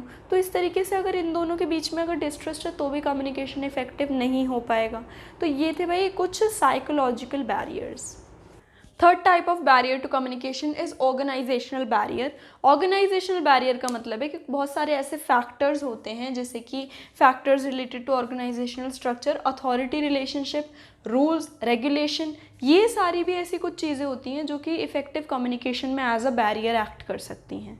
तो ये कॉजेज़ हैं। अच्छा, कॉजेज़ को आप एज अ टाइप भी लिख सकते हैं कि टाइप्स ऑफ ऑर्गेनाइजेशनल बैरियर्स या फिर सम ऑर्गेनाइजेशनल बैरियर्स। अगर आपसे इस तरीके से पूछा जाए कि नेम सम ऑर्गेनाइजेशनल बैरियर्स, तो आप ये कॉजेज़ ही लिखिएगा, ये कॉजेज़ भी हैं and these are also the types of organisational barriers. और ऐसा ही साइकोलॉजिकल बैरियर में है, ऐसा ही मतलब सारे बैरियर्स में है कि आप कॉजेज़ को एज अ टाइप भी बोल सकते हो। So first cause is organisational policies. Organisational की पॉलिसीज़ हो सकता है कुछ ऐसी हों कि आप इतना फ्री फ्लो ऑफ कम्युनिकेशन नहीं हो। जैसे कि सपोज़ ऑर्गेनाइजेशनल की पॉलिसी है कि सेंट्रलाइजेशन है ऑर्गेनाइजेशन में, तो इन्फॉर्मेशन जो मेजर इन्फॉर्मेशन है वो तो टॉप लेवल के ही पास है, वो लोअर लेवल वालों को कोई बात ही नहीं पता है, तो इस वजह से कम्युनिकेशन हो ही नहीं पा रहा है, पॉलिसी ही नहीं है ऑर्गेनाइजेशन की ऐसी। Second is rules and regulation. हो सकता है रूल्स एंड रेगुलेशन इतने रिजिड हों कि कम्युनिकेशन का फ्री फ्लो नहीं हो पा रहा हो, बहुत ज़्यादा पेपर वर्क होता हो। अच्छा, बहुत ज़्यादा जब पेपर वर्क और डॉक्यूमेंट्स होते हैं और इतना ज़्यादा पेपर वर्क होता है तो उसको हम रेड टेपिज्म कहते हैं, ठीक है। तो इसकी वजह से डिले आता है, delay in decision making, delay in action. तो ये सब होता है कि इफेक्टिव कम्युनिकेशन नहीं हो रहा रिजिड रूल्स एंड रेगुलेशंस की वजह से। देन स्टेटस डिफरेंस का मतलब है कि भाई जो हायर लेवल का एम्प्लॉय है वो ये सोचेगा कि मैं तो हायर लेवल का एम्प्लॉय हूँ और ये जो लोअर लेवल का एम्प्लॉय है ये मुझे क्यों सजेशन दे रहा है, मैं इसका सजेशन क्यों वेलकम करूँ, ये मेरी जॉब के बारे में क्या जानता है और who is he to give me suggestions. तो हो सकता है वो उसके सजेशन को वेलकम ना करे, तो इस तरीके से वो कम्युनिकेशन में एक तरीके का बैरियर बना रहा है ना। तो इस वजह स्टेटस डिफरेंस भी बैरियर बनता है, क्योंकि अलग अलग स्टेटस के लोग एक दूसरे के सजेशंस के लिए बहुत ज़्यादा वेलकमिंग नहीं होते हैं। देन कॉम्प्लेक्स ऑर्गेनाइजेशन, जितनी ऑर्गेनाइजेशन कॉम्प्लेक्स होगी इट मीन्स उतने ही उसमें लेवल्स होंगे, और डिफरेंट लेवल्स से पास जब करती है इंफॉर्मेशन तो क्या होता है कि भाई इंफॉर्मेशन जो फिल्टर होती जाती है और थोड़ी सी ना चेंज होती जाती है कि भाई एम्प्लॉय है उसको नीचे पास करने को इन्फॉर्मेशन दी गई तो उसने सिर्फ वो बात पास करी जो उसके फ़ायदे की है और उसने अपने नुकसान वाली बात तो आगे फॉरवर्ड करी ही नहीं। तो इस तरीके से होता है कि भाई इंफॉर्मेशन फ़िल्टर होती जाती है when passing through different levels. Last is organisational facilities. कुछ ऑर्गेनाइजेशन की ऐसी फैसिलिटीज़ होती हैं जैसे कि कंप्लेंट बॉक्स हो गया, एम्प्लॉयज़ गेट टुगेदर हो गया, इस तरीके के कुछ ऐसे टास्क फोर्स हो गया, इस तरीके के कुछ ऐसी ऑर्गेनाइजेशनल फैसिलिटीज़ होती हैं जो एक एम्प्लॉय को प्रोवाइड करनी चाहिए। अगर आप नहीं करा रहे हो एक एम्प्लॉय को ऐसी फैसिलिटीज़ प्रोवाइड तो कम्युनिकेशन में बैरियर्स आते हैं। हो सकता है एम्प्लॉय अपना कंप्लेंट बॉक्स में कंप्लेंट डाल दे, अगर ये फैसिलिटी नहीं है तो फिर वो डालेगा ही नहीं। वो हो सकता है उसके अंदर इतना करेज ना हो सकता है वो इतना थोड़ा डर रहा हो कि भाई कोई अपनी कंप्लेंट बताने में, कोई सजेशन देने में, तो वो कंप्लेंट बॉक्स में डाल दे। एम्प्लॉयज़ का गेट टुगेदर हो तो वो थोड़े ओपन अप हों। इस तरीके से अगर ये ऑर्गेनाइजेशनल फैसिलिटी नहीं है तो भी कम्युनिकेशन में बैरियर आता है। So last type of barrier to communication is personal barrier. Personal barrier का मतलब होता है certain personal factors of senders and receiver may influence the free flow of information. यानी कि फ्री फ्लो ऑफ इंफॉर्मेशन में एक और चीज़ बैरियर बन सकती है जो कि है सेंडर और रिसीवर के अपने पर्सनल पॉइंट ऑफ व्यूज़ या फिर अपने पर्सनल फैक्टर सेंडर्स और रिसीवर के एक इफेक्टिव कम्युनिकेशन में एज अ बैरियर एक्ट कर सकते हैं। तो इसके क्या कॉजेज़ हैं? First is lack of confidence and superior in a subordinate. यानी कि हो सकता है कि सुपीरियर जो है सबॉर्डिनेट पे इतना यकीन ही नहीं करता है, वो उसको इतना इम्पॉर्टेंट ही नहीं समझता है कि उसके सजेशन को वो वेलकम करे। अगर उसके सजेशन को वो वेलकम नहीं करेगा तो इस तरीके से कम्युनिकेशन में प्रॉब्लम आ रहा है ना। Second is lack of incentives. Lack of incentives का मतलब है कि अगर आप कोई इंसेंटिव नहीं रखोगे कम्युनिकेशन के लिए तो फिर जो आपका सबॉर्डिनेट है ना वो इतने ज़्यादा इनिशिएटिव नहीं लेगा। जैसे कि आप एग्जांपल ले लीजिए कि अगर आपने दे रखा है कि भाई आप अच्छा सजेशन दोगे तो आपको रिवॉर्ड मिलेगा, तो आपका जो एम्प्लॉय है वो इनिशिएटिव लेगा कि वो भाई अच्छे से अच्छा सजेशन दे सके ताकि उसे इंसेंटिव मिले। अगर उसको इंसेंटिव नहीं मिलेगा तो वो क्यों इतना अपना दिमाग खर्च करे और फिर वो क्यों इतना ज़्यादा अपना टाइम वेस्ट करे, वो तो फिर कुछ इनिशिएटिव ही नहीं लेगा। Then fear of authority. हो सकता है बहुत बार ऐसा होता है कि एम्प्लॉयज़ कोई बात इसलिए नहीं बताते, कोई इन्फॉर्मेशन इसलिए नहीं बताते कि उनको अपनी अथॉरिटी लूज़ होने का डर रहता है। उनको रहता है कि भाई मेरी जॉब चली जाएगी या मुझे डिमोशन कर दिया जाएगा मेरा, या फिर इस तरीके से उनको डर रहता है, इसीलिए भी वो बहुत सारी इन्फॉर्मेशन को आगे वो नहीं करते हैं transmit. Then unwillingness to communicate. हो सकता है कि सेंडर और रिसीवर दोनों में से कोई भी खुद कम्युनिकेट करना ही ना चाह रहा हो, बताना ही ना चाह रहा हो। सकता है एम्प्लॉय है, बहुत सारी बातें अपने मैनेजर को इसीलिए नहीं बताना चाह रहा हो क्योंकि उससे उसकी जॉब पर नेगेटिव इफेक्ट पड़ेगा या फिर कोई और बात हो सकती है, तो इस वजह से हो सकता है कि वो खुद ही ना बताना चाह रहा हो। तो अनविलिंगनेस टू कम्युनिकेट भी हो सकती है एक बैरियर टू कम्युनिकेशन। तो भाई ये हमारे बैरियर्स टू कम्युनिकेशन हो चुके हैं कि भाई किस तरीके से एक इफेक्टिव कम्युनिकेशन, एक स्मूथ कम्युनिकेशन में बैरियर्स आते हैं। तो अभी हमने पढ़ा कि इफ़ेक्टिव कम्युनिकेशन में क्या बैरियर्स आते हैं एक ऑर्गेनाइजेशन में। अब हम पढ़ते हैं कि एक कम्युनिकेशन को मोर इफ़ेक्टिव आप कैसे बना सकते हो, या फिर आप कम्युनिकेशन इफ़ेक्टिवनेस किस तरीके से इम्प्रूव कर सकते हो। So first is clarify the idea before communication, यानी कि कम्युनिकेट करने से पहले आप दिमाग में आइडिया को पूरी तरीके से क्लियर कर लीजिए। आप ये सोच लीजिए आपको कम्युनिकेट करना क्या है, आपको क्या बात बोलनी है। आप अगर उस चीज़ को पूरी तरीके से क्लैरिफाई अपने माइंड में ही कर लेंगे तो कम्युनिकेशन जो होगा वो मोर इफेक्टिव होगा। Then communication according to the need of the receiver, यानी कि रिसीवर की जैसी नीड है आप उसको वो बात वैसा कम्युनिकेशन करिए। ऐसा नहीं कि आप उसको इररेलेवेंट बात बता रहे हैं जो मतलब उसके कोई किसी काम की नहीं है। आप उसको वो बात बताइए जो उससे रिलेटेड है या फिर उसके लिए रेलिवेंट है, तब तो वो ध्यान से सुनेगा, वरना वो ठीक से सुनेगा ही नहीं। देन आप ऐसी लैंग्वेज का यूज़ करिए जो रिसीवर के लिए अंडरस्टैंडेबल हो। Third is consult others before communicating, यानी कि आप कम्युनिकेट करने से पहले औरों को कंसल्ट करिए। जैसे कि डिसीजन मेकिंग होती है, तो अगर आप सबके सजेशंस को वेलकम करके कोई डिसीजन लेते हैं तो वो ज़्यादा इफ़ेक्टिव होता है। उसी तरीके से आप कम्युनिकेशन से पहले अगर सबसे बात करते हैं, सबके सजेशंस को वेलकम करते हैं, तो आपकी कम्युनिकेशन ज़्यादा इफ़ेक्टिव रहती है। Then use of proper language, tone, contents of message. आप प्रॉपर लैंग्वेज का यूज़ करिए। आप ऐसी लैंग्वेज का यूज़ मत करिए जो सामने वाले को समझना है। ऐसी टोन का यूज़ करिए जो आपकी बॉडी जेस्चर और इंटेंशन और वर्ड सबसे मैच करे। तो इस तरीके की चीज़ें आप ध्यान में रखिए। Then proper feedback. Proper feedback का मतलब है कि आप अपने एम्प्लॉयज़ से प्रॉपर फीडबैक लीजिए। आप उनसे लीजिए, आप उनसे पूछिए कि उनको आपकी बात समझ आई कि नहीं आई, क्योंकि उनके दिमाग में क्या चल रहा है या फिर उन्होंने आपके मैसेज को किस तरीके से डिकोड करा, ये कोई नहीं जान सकता उनके अलावा। तो वो ही अगर बताएंगे कि हाँ भाई मैंने इस कम्युनिकेशन का या फिर आपके ऑर्डर का ये मतलब समझा है, मैं ये काम करने जा रहा हूँ, तो आपको क्या रहेगा, ये एक तरीके का फीडबैक है। तो आपके दिमाग में ये बात क्लियर हो जाएगी कि हाँ भाई इसे मेरी बात समझ आ गई। अगर आप उसका फीडबैक नहीं लेंगे तो आपको कभी पता ही नहीं चल पाएगा कि आपका जो रिसीवर है उसने बात ठीक से समझी कि नहीं समझी। Then communication for the present as well as for the future. आप कम्युनिकेशन इस तरीके से करिए कि आपकी प्रेजेंट की भी, ऑर्गेनाइजेशन की प्रेजेंट की भी नीड्स वो सेटिस्फाई करे और फ्यूचर की भी नीड्स वो सेटिस्फाई करे। Then follow up communication. Follow up communication का मतलब है कि आपने भाई आप ना समय समय पे देखते रहिए कि वो लोग कैसे काम कर रहे हैं, कैसे नहीं कर रहे हैं। आपने कम्युनिकेट कर दिया, अब आप देखिए कि वो किस तरीके से काम कर रहे हैं, क्या समझा उन्होंने आपकी बात से। अगर नहीं समझा तो आप उनको समझाइए। तो इस तरीके से आप फॉलो अप लेते रहिए। Then good listener.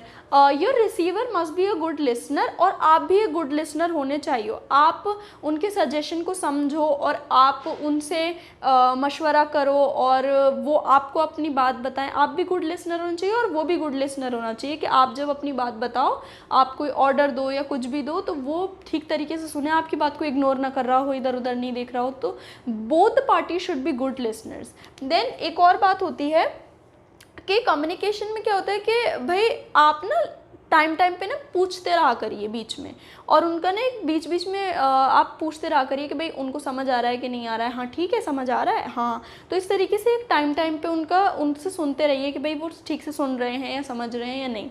Then open mind. Open mind का मतलब है कि both the parties should have open mind, यानी कि एक वेलकमिंग होनी चाहिए वो एक दूसरे के सजेशंस और कम्युनिकेशन के लिए।